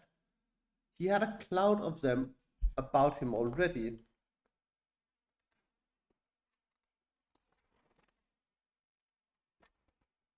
And in the dim light, it made him look strange and sorcerous. Bilbo still stood still and watched. He loved smoke rings, and then he blushed to think how proud he had been yesterday morning of the smoke rings he had sent up the wind over the hill. Now for some music, said Thorin. Bring out the instruments. Keely and Feely rushed for their bags and brought back little fiddles. Dori, Nori, and Ori brought their flutes. From somewhere inside their coats, Bumble produced a drum from the hall. Bifur and Bofur went out too and came back with clarinets that they had left among the walking sticks. Dwalin and Balin said, "Excuse me, I left mine in the porch." "Just bring mine with you," said Thorin. They came back with viols as big as themselves, and with Thorin's harp wrapped in a green cloth. It was a beautiful golden harp, and when Thorin struck it, the music began all at once. So sudden and sweet that Bilbo forgot everything else and was swept away into the dark lands under strange moons, far over the water, and very far from his hobbit hole under the hill. The dark came into the room from the little window that opened in the side of the hill. The firelight flickered in. It was April, and they still played on while the shadows of Gandalf's beard wagged against the wall. The dark filled all the room, and the fire died down, and the shadows were lost. And still they played on so, and suddenly, first one and then another began to sing as they played, deep-throated singing of the dwarfs in the deep places of the ancient homes. And this is like a fragrance of the song, if it can be like the song without the music, sorry.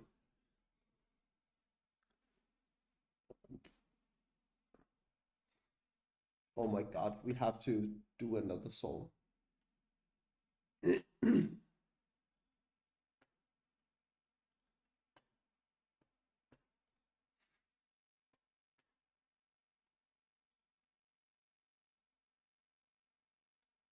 Filters.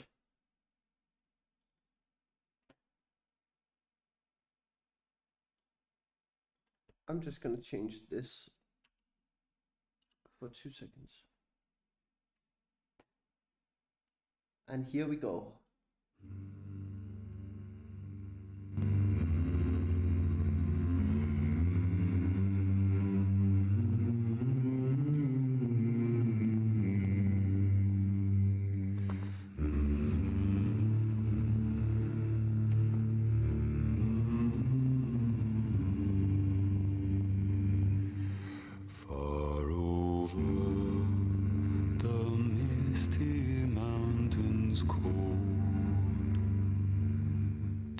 Dungeons deep and caverns old, we must away ere break of day to find our long forgotten gold. The pines were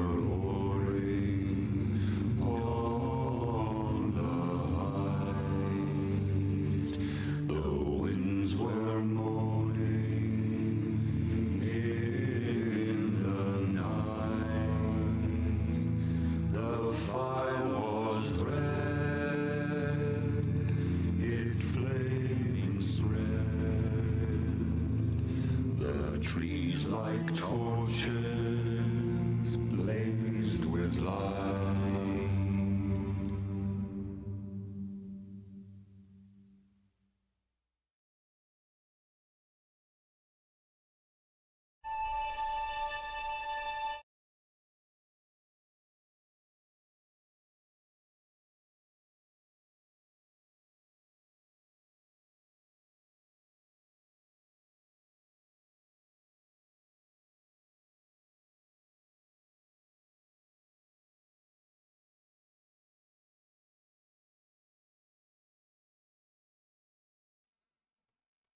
Oh, I'm sorry to hear that, I think. Oh, nice.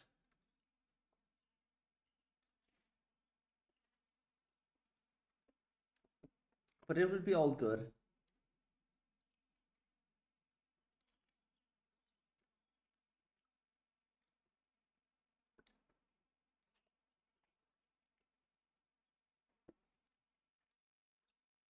I think we have like an hour left, to be honest.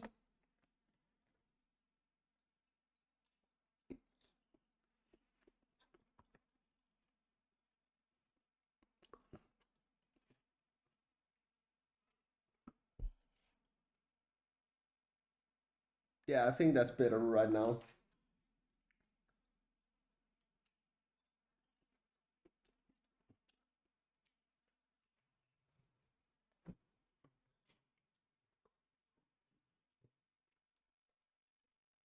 Now I can actually read what it says. But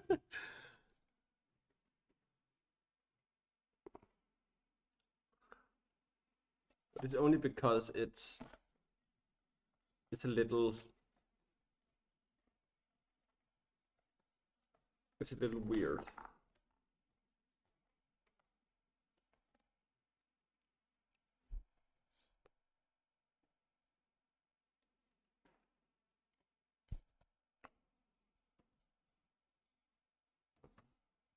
It's because it's too close to the book.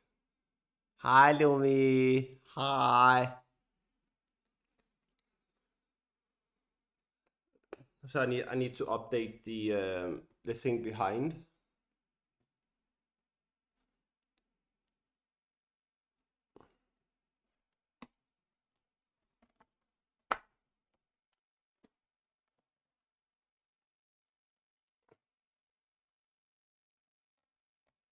Which is holding my.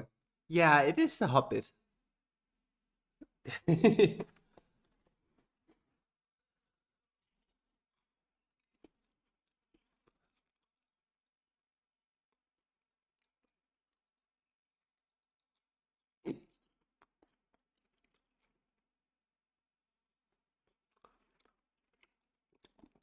Me too. I have 14. I have 18 Tolkien books in total at the moment.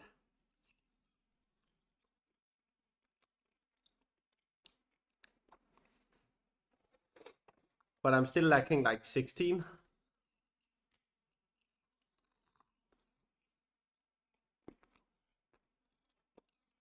Yes.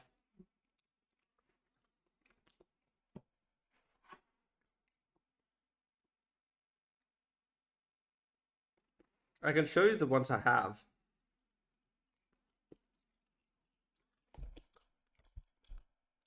So, of course, Lord of the Rings. Yeah, sorry, we have to take an ad break. I will show you guys afterwards. So I will be right back.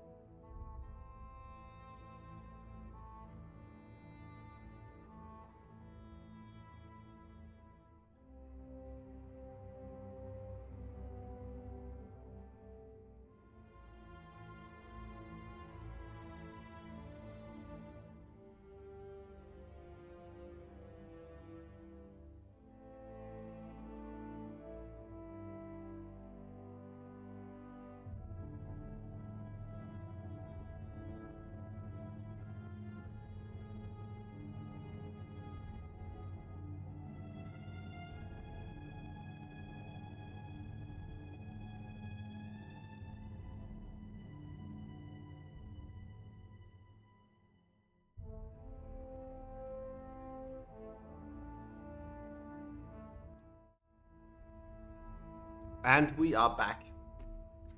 And now I will show you all of the books. Here. Okay, so we start. I need to get some shit away from my chick. Okay, so we start here. 2 seconds, I need to get some light on. There's not enough light. Because it's dark in here. Okay, so we start here. The Lord of the Rings. That is the illustrated version I have here.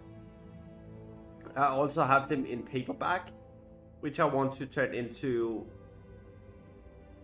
a combined version with the Hobbit. Then I have the Hobbit, also illustrated version. Yeah, I did. I got it in New Zealand. Then you have the Silmarillion, also the illustrated version.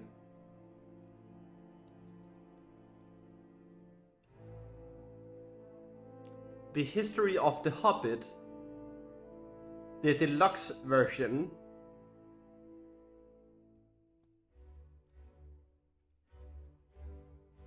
Then I have the first box set, which have the Silmarillion, Unfinished Tales, the Book of Lost Tales Part 1 and 2, also illustrated. Then I have the complete guide to Middle-earth, the Fall of Numenor,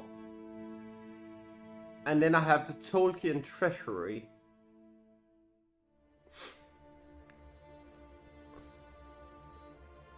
That is all of the Tolkien books I have. What I am lacking is the Tolkien books 2, 3, and 4. Thank you, Petra. I'll hydrate in a second. I like the box set 2, 3, and 4 of Tolkien, and then I like the box set of the complete history. I think it's a complete history. It is called. No, thank you. Fuck off.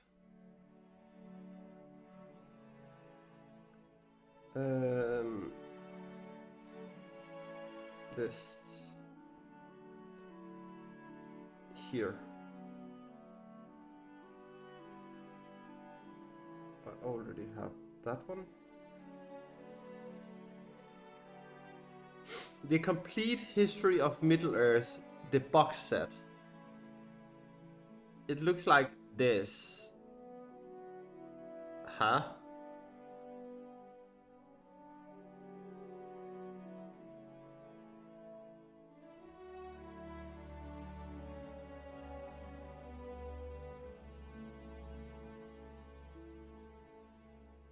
Okay, it looks like this.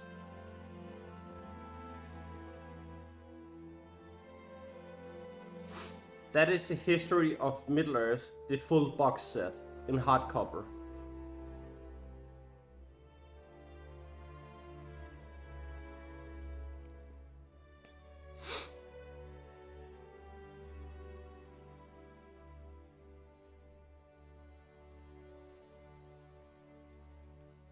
It is very pretty, yes.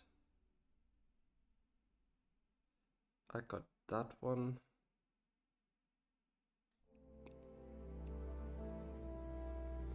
Got that one. And then I need this one as well.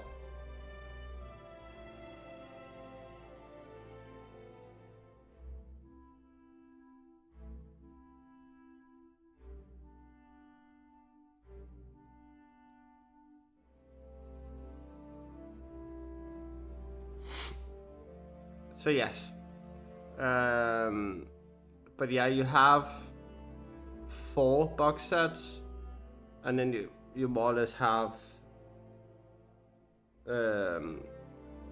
you have another box set as well. This one, which is the Great Tales of Middle-earth, which has the Child of Húrin, Beren and Luthien and the Fall of Gondolin in it. And this is the second. I need to see a second here. This is the second box set.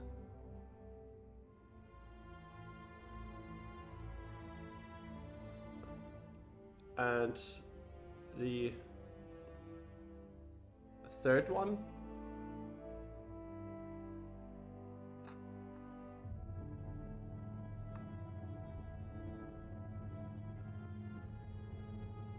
And then the fourth one.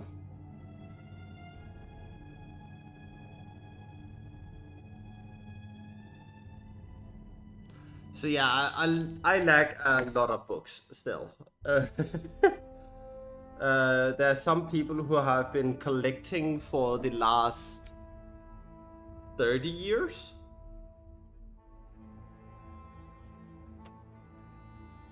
Yeah, they are.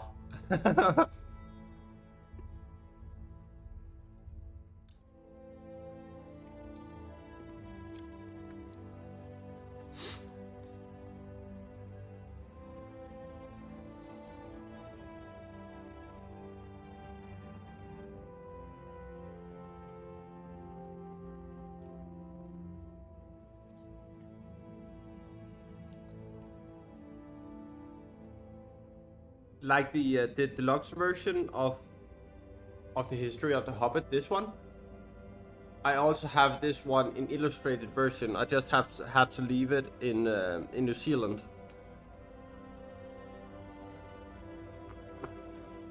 Because I was going over how much I was allowed to import without import taxes.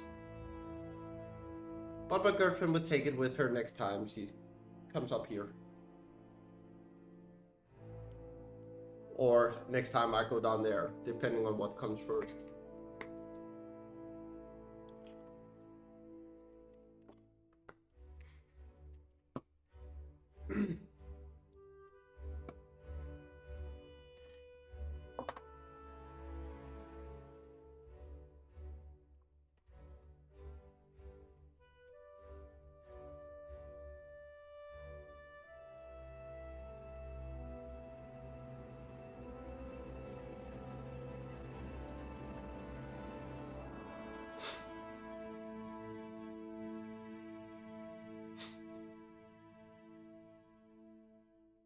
But yeah, I really like Tolkien.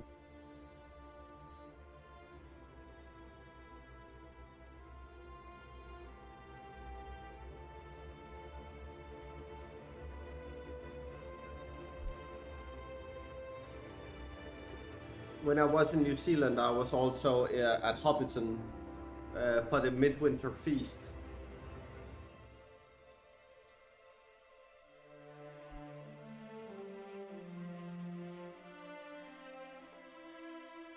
And that was so nice.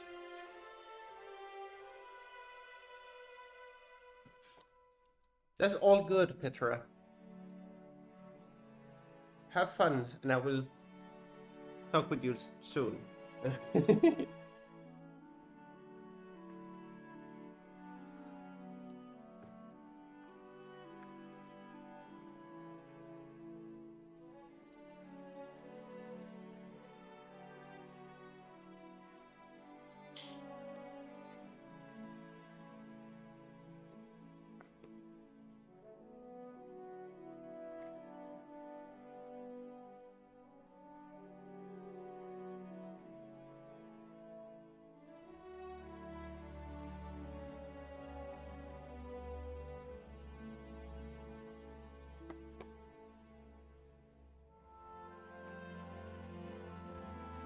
Okay.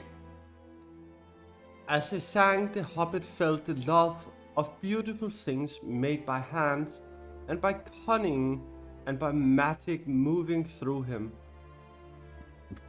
Fierce and a jealous love, the desire of the hearts of dwarves. Then something tookish woke up inside him, and he wished to go and see the great mountains, and hear the pine trees and the waterfalls. and explore the caves and wear a sword instead of a walking stick. He looked out of the window. The stars were out in the dark sky above the trees. He thought of the jewels of the dwarves shining in dark caverns. Suddenly, in the wood beyond the water, a flame leapt up. Probably somebody lighting a wood fire. And he thought of plundering dragons settling on his quiet hill and kindling it all to flames. He shuddered, and very quickly he was playing Mr. Baggins of Backend on the hill again. He got up trembling. He had less than half a mind to fetch the lamp, and more than half a mind to pretend to, and go and hide behind the beer barrels in the cellar, and not come out again until all the dwarves had gone away.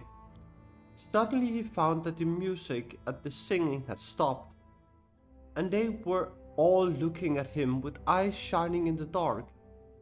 "Where are you going?" said Thorin, in a tone that seemed to show that he guessed both halves of the hobbit's mind. "What about a little light?" said Bilbo apologetically. "We like the dark," said all the dwarves. "Dark for dark business. There are many hours before dawn." "Of course," said Bilbo, and sat down in a hurry. He missed the stool and sat in the fender, knocking over the poker and shovel with a crash. "Hush," said Gandalf, "let Thorin speak." And this is how Thorin began. "Gandalf, dwarves, and Mr. Baggins, we are met together in this house of our friend and fellow conspirator, the most excellent and audacious hobbit. May the hair on his toes never fall out.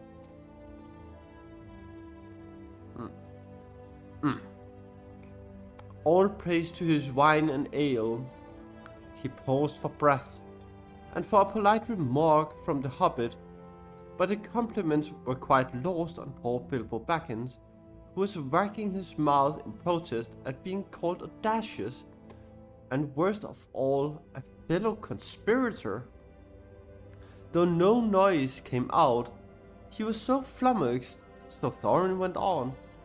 "We are met to discuss our plans, our ways, means, policy, and devices. We shall soon, before the break of day, start our long journey, a journey from which some of us, or perhaps all of us, except our friend and counselor, the ingenious wizard Gandalf, may never return. It is a solemn moment. Our object is, I take it, well known to all of us all, to estimate Mr. Baggins, and perhaps to one or two of the younger dwarves. I think I should be right in naming Keely and Feely, for instance. The exact situation at the moment may require a brief explanation. This was Thorin's style. He was an important dwarf. If he had been allowed, he would probably have gone on like this until he was out of breath, without telling anyone there anything that was not known already. But he was rudely interrupted. Poor Bilbo couldn't bear it any longer. At may never return, he began to feel a shriek coming up inside, and very soon it burst out like the whistle of an engine coming out of a tunnel. The dwarf sprang up, knocking over the table. Gandalf struck a blue light at the end of his magic staff, and in its firework glare the poor little hobbit could be seen kneeling on the hearth rock, shaking like a jelly that was melting. Then he fell flat on the floor, and kept on calling out, struck by lightning, over and over again. And that was all they could get out of him for a long time. So they took him and laid him out of the way on the drawing room sofa, with a drink at his elbow and they went back to the dark business. An excitable little fellow, said Gandalf as they sat down. They sat down again. Gets funny queer fits. But he's one of the best.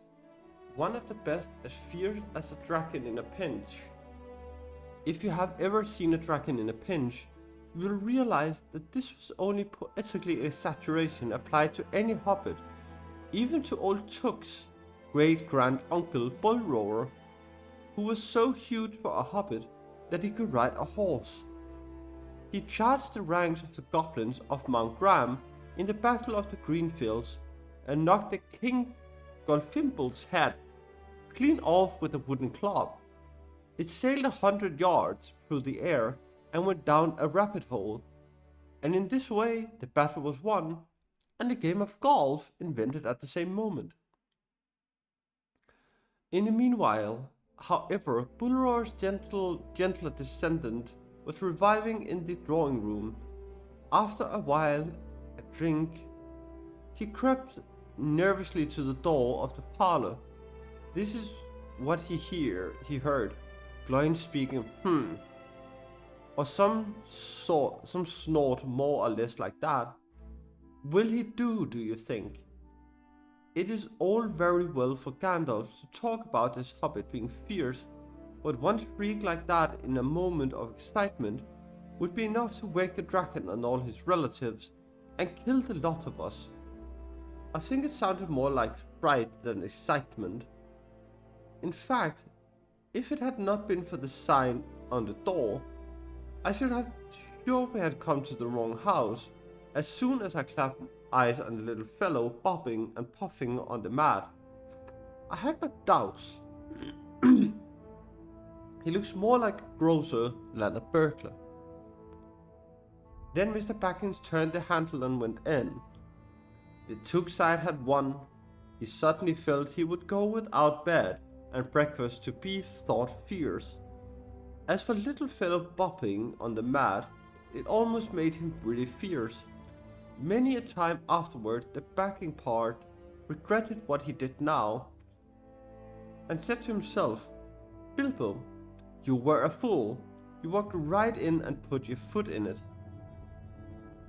Pardon me, he said, if I have overheard words that you were saying. I don't pretend to understand what you're talking about, or your reference to burglars. But I think I am right in believing, this is what he called being on his dignity, that you think I am no good. I will show you. I have no signs on my door.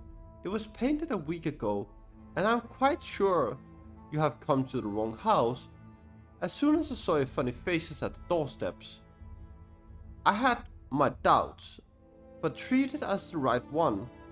Tell me what you have you want done, and I will try it. If I have to walk from here to the east of East and fight wild whirlworms in the last desert, I had a great-great-great-granduncle once. Bullroarer Took, and yes, but that was long ago, said Gloin. I was talking about you, and I assure you there is a mark on this door, the usual one in the trade, or used to be. Burglars want a good job, plenty of excitement and reasonable reward. That's how it is really read. How can you say expert treasure hunter instead of burglar if you like? Some of them do. It is all the same to us. Gandalf told us there was a man of the sort in these parts, looking for a job at once, and that he arranged for a meeting here this Wednesday tea time. Of course there was a mark, said Gandalf. I put it there myself, for very good reasons. You asked me to find the 14th man for your expedition, and I chose Mr. Baggins. Doesn't anyone say I chose the wrong man or the wrong house, and you can stop at 13 and have all the bad luck you like, or go back to digging coal? He scowled so angrily at Gloin that the dwarf huddled back to his chair, and when Bilbo tried to open his mouth to ask a question, he turned and frowned at him and stuck out his bushy eyebrows, till Bilbo shut his mouth tight with a snap. "That's right," said Gandalf. "Let's have no more arguments. I have chosen Mr. Baggins, and that ought to be enough for all of you. If I say he's a burglar he is, or will be when the time comes. There's a lot more in him than you guess, and a deal more than he has any idea of himself. You may possibly all live to thank me yet. Now, Bilbo, my boy, fetch the lamp and let's have a little light on this." On the table in the light of a big lamp, with a red shade, he spread a piece of parchment rather like a map. "This was made by Thror, your grandfather, Thorin.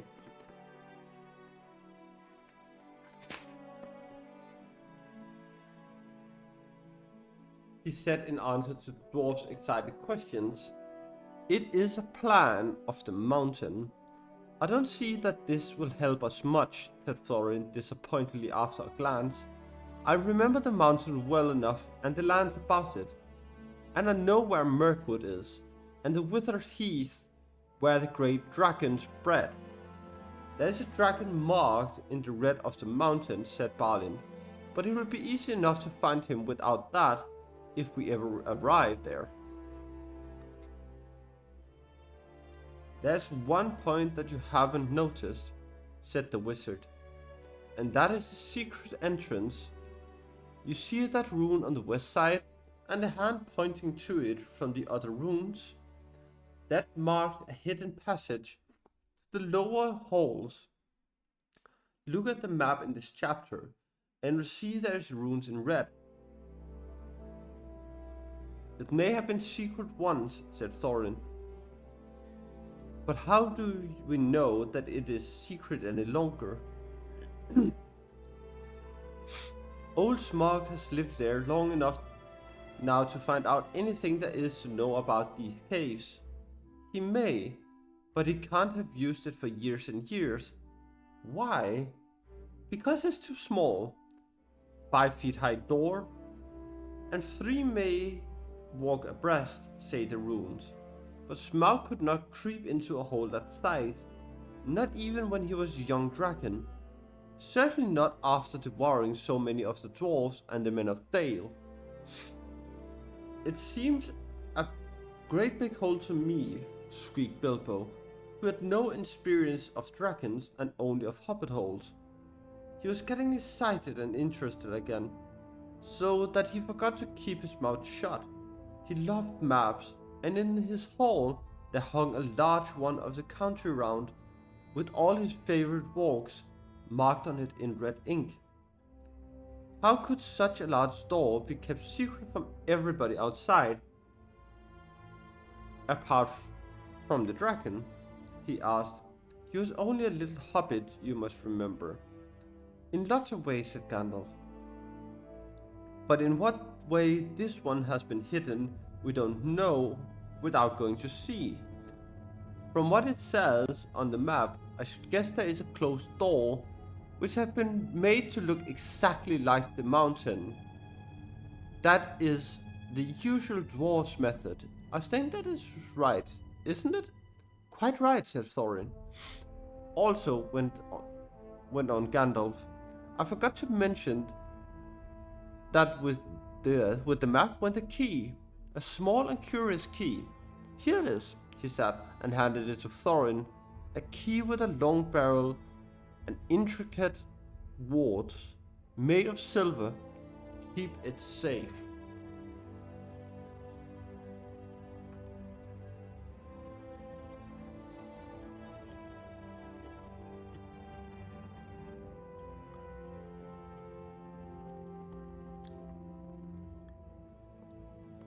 "Indeed I will," said Thorin, and he fastened it up a fine chain that hung about his neck and under his jacket.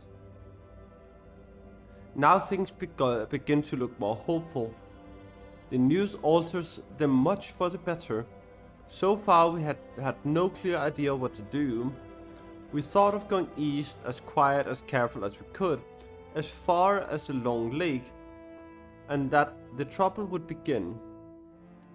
A long time before that, if I know anything about the road east, interrupted Gandalf.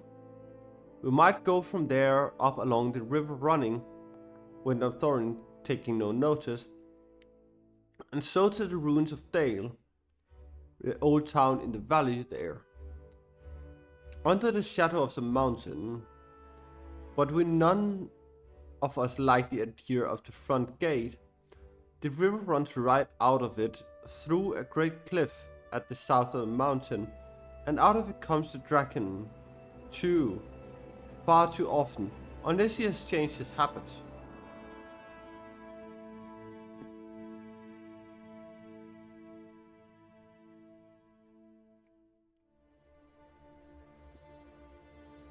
That would be no good, said the wizard. Not without a mighty warrior, even a hero.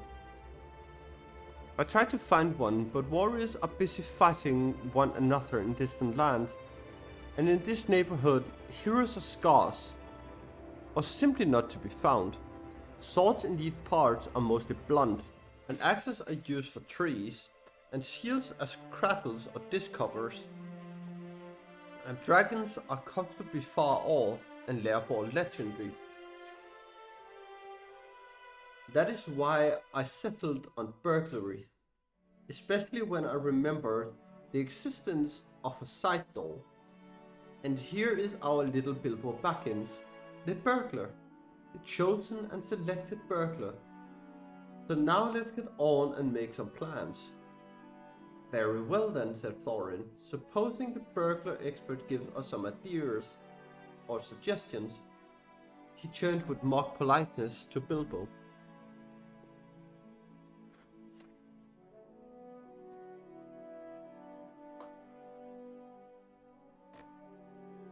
Seconds. 1, 2, 3, 4, 5 pages.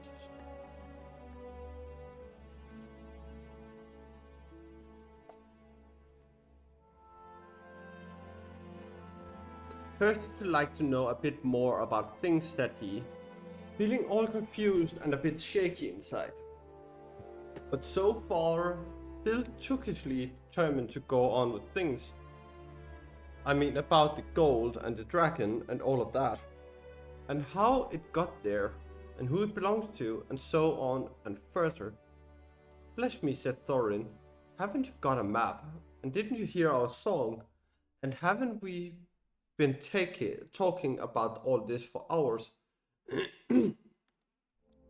All the same, I should like it all plain and clear, said he obstinately, putting on his business manner, usually reserved for people who try to borrow money off him, and doing his best to appear wise and prudent and professional and live up to Gandalf's recommendation. Also, I should like to know about risks, out-of-pocket expenses, time required, and remuneration, and so forth.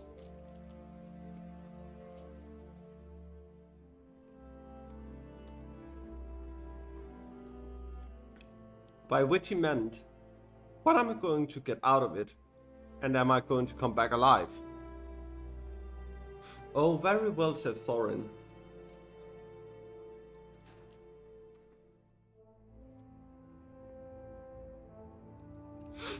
Long ago, in my grandfather Thror's time, our family was driven out of the far north and came back with all their wealth and their tools to this mountain on the map.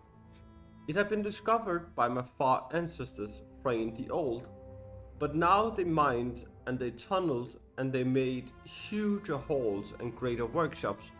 In addition, I believe they found a good deal of gold and a great many jewels too.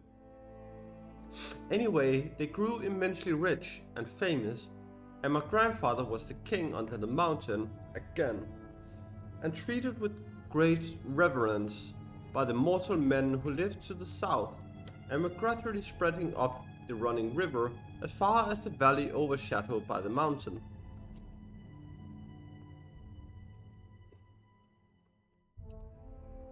They built the merry town of Dale.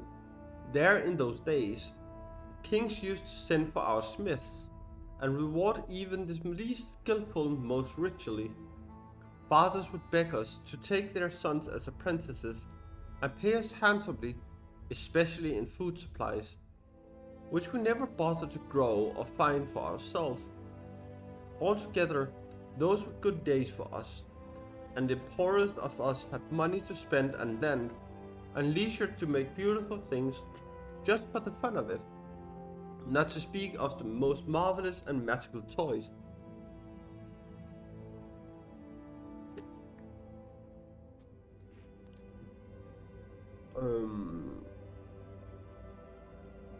The like of which is not to be found in the world nowadays.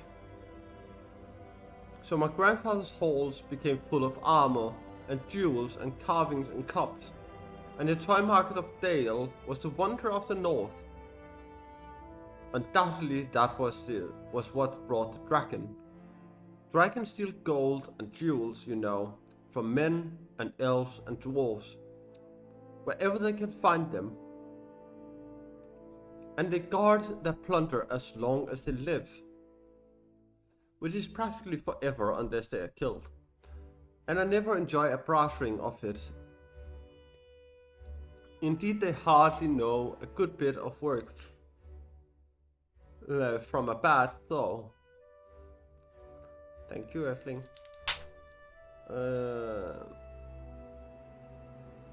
Though they usually have a good notion of the current market value, and they can't make a thing for themselves, not even mend a little loose scale of the armor. There were lots of dragons in the north in those days, and gold was probably getting scarce up there, with the dwarves flying south or getting killed, and all of the general waste and destruction that dragons make going from bad to worse. There was a most specially greedy, strong and wicked worm called Smaug. One day he flew up into the air and came south. The first we heard of it was like a noise of a hurricane coming from the north, and the pine trees of the mountains creaking and creaking in the wind. Some of the dwarves who happened to be outside, I was luckily a fine adventurous lad in those days, always wandering about, and it saved my life that day. Well, from a good way off we saw the dragon settle on our mountain in a spout of flame. Then he came down the slopes, and when he reached the woods, they all went up in fire. By the time all the bells were ringing in Dale and the warriors were arming, the dwarves rushed out of that great gate, but there was the dragon waiting for them. None escaped that way. The river rushed up in stream, and a fog fell on Dale, and in the fog the dragon came on them and destroyed most of the warriors. The usual unhappy story. It was only too common in those days. Then he went back and crept in through the front gate and routed out all of the halls and lanes and tunnels, alleys, cellars, mansions and passages.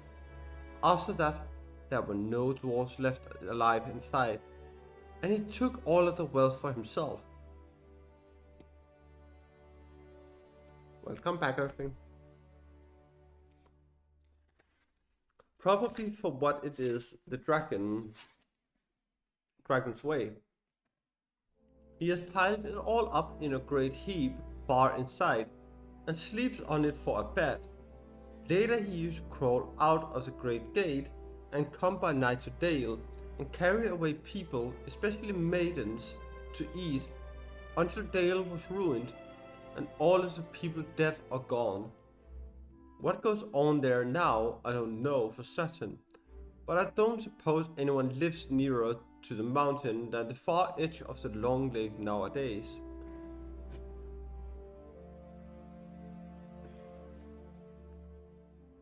Oh.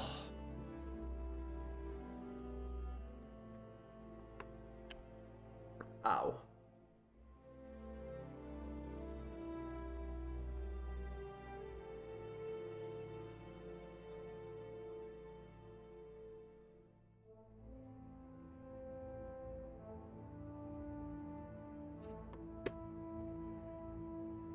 No, but the king is here.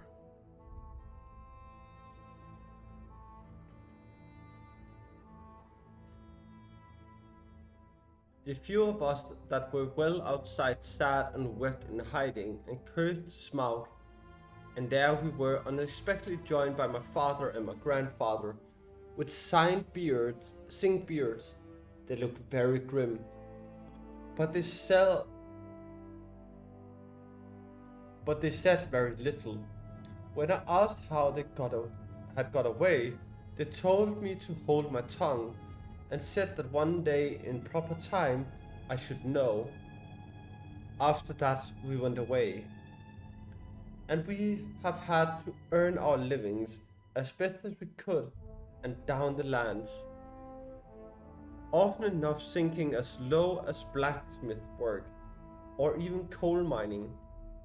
But we have never forgotten our stolen treasure, and even now, when I will allow we have a good bit laid by and are not so badly off.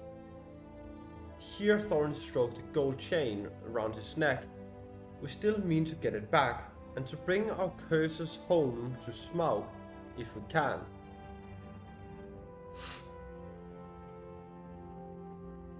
We haven't found the ring either. Not yet.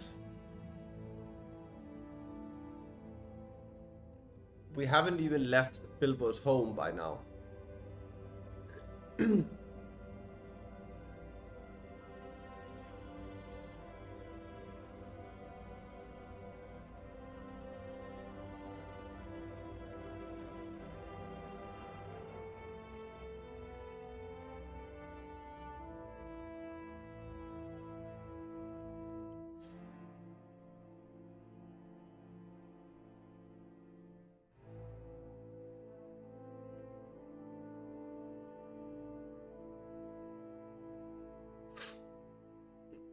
This is the Hobbit, Earthling.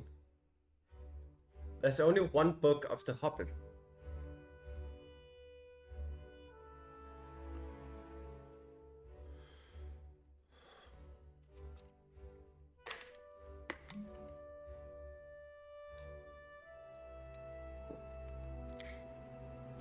Lord of the Rings, on the other hand, there are 6 books, but they were made into 3 printed ones.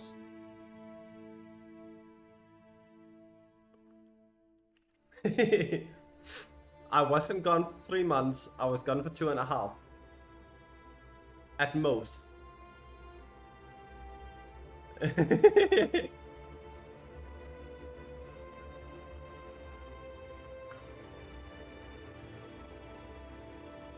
We had the last reading on the 1st of June, and now it's the 17th of August. So almost 2.5, or actually 2.5 months. Yeah, I know. I wanted to read down there, but it just wasn't suitable.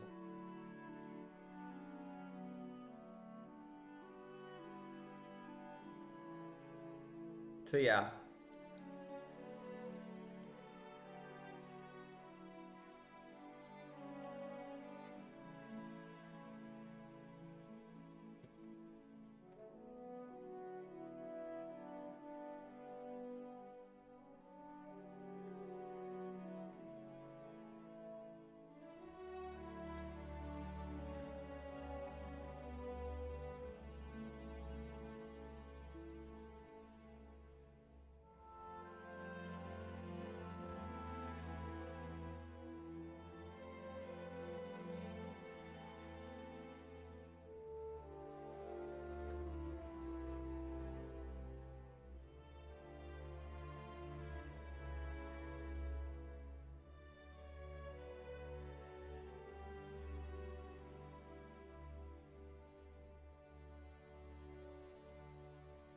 And I would also have loved to read at Hobbiton, but yeah, everything there is guided, so you can't really do anything.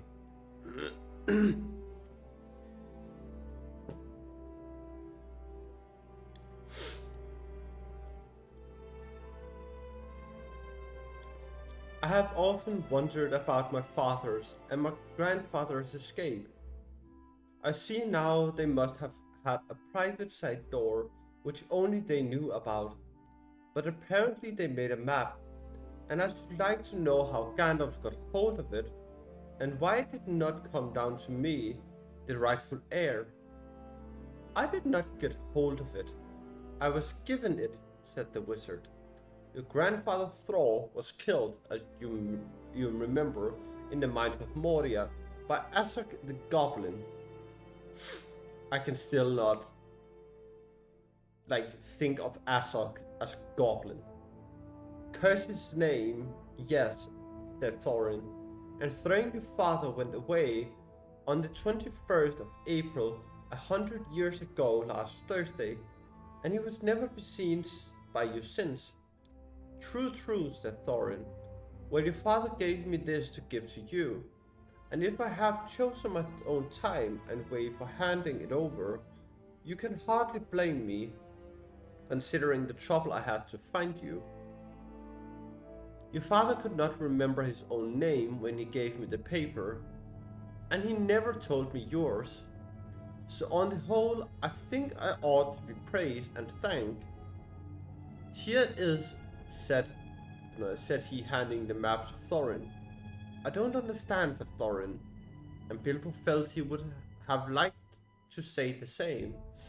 The explanation did not seem to explain.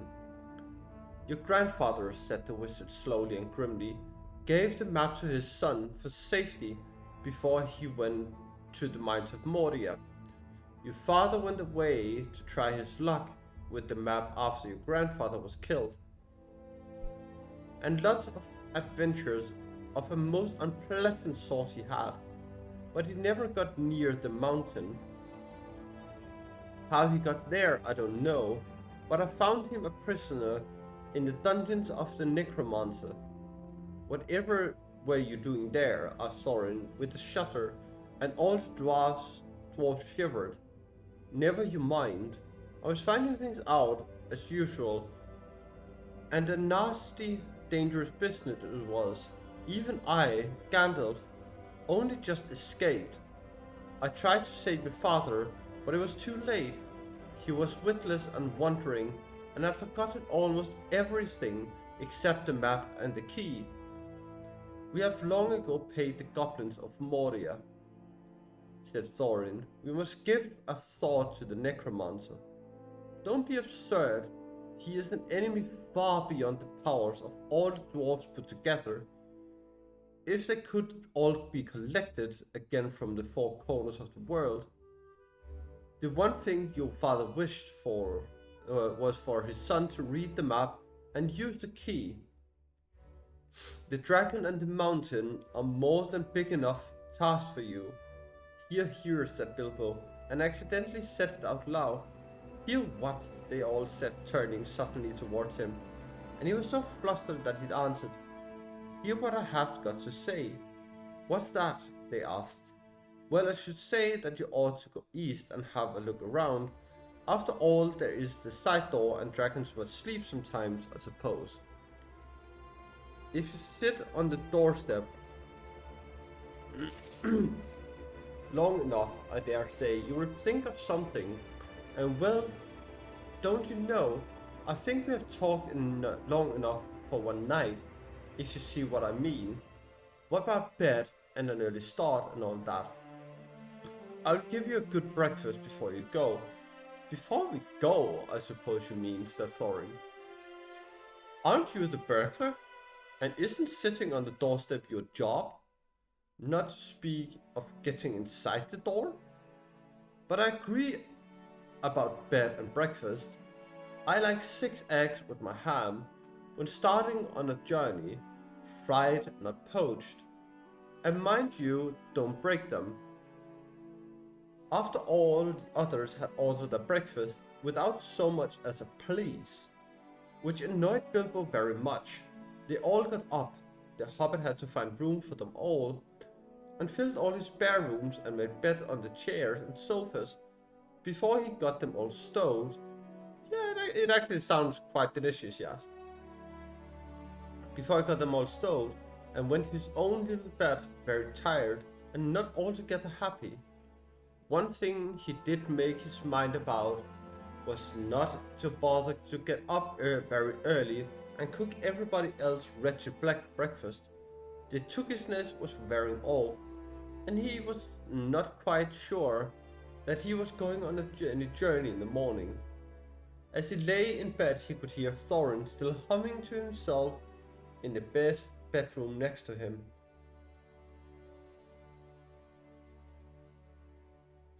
Bilbo went to sleep with that in his ears, and it gave him very uncomfortable dreams. It was long after the break of day when he woke up.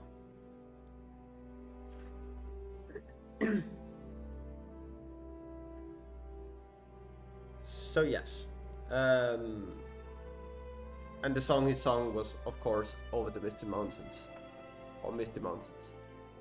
So that was the last thing of today, and we will find someone to go to and annoy.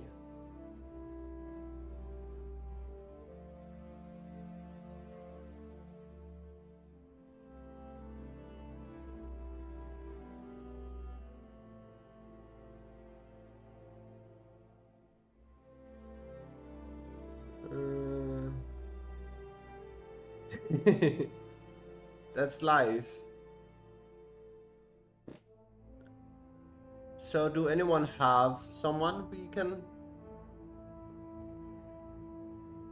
Oh, no worries. I know you like being here.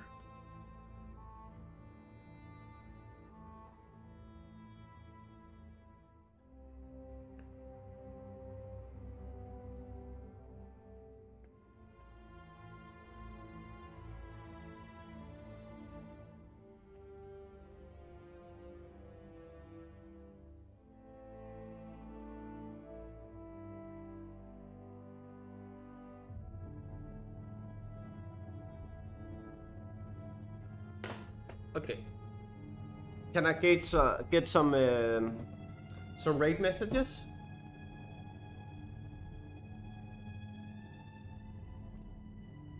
Because I have found someone.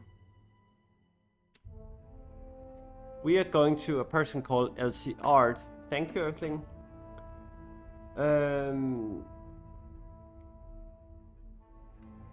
So yes, that is where we are going.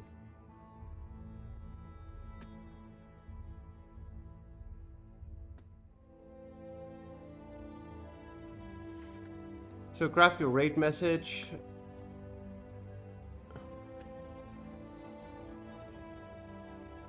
And come with me. You too, Leo. You too.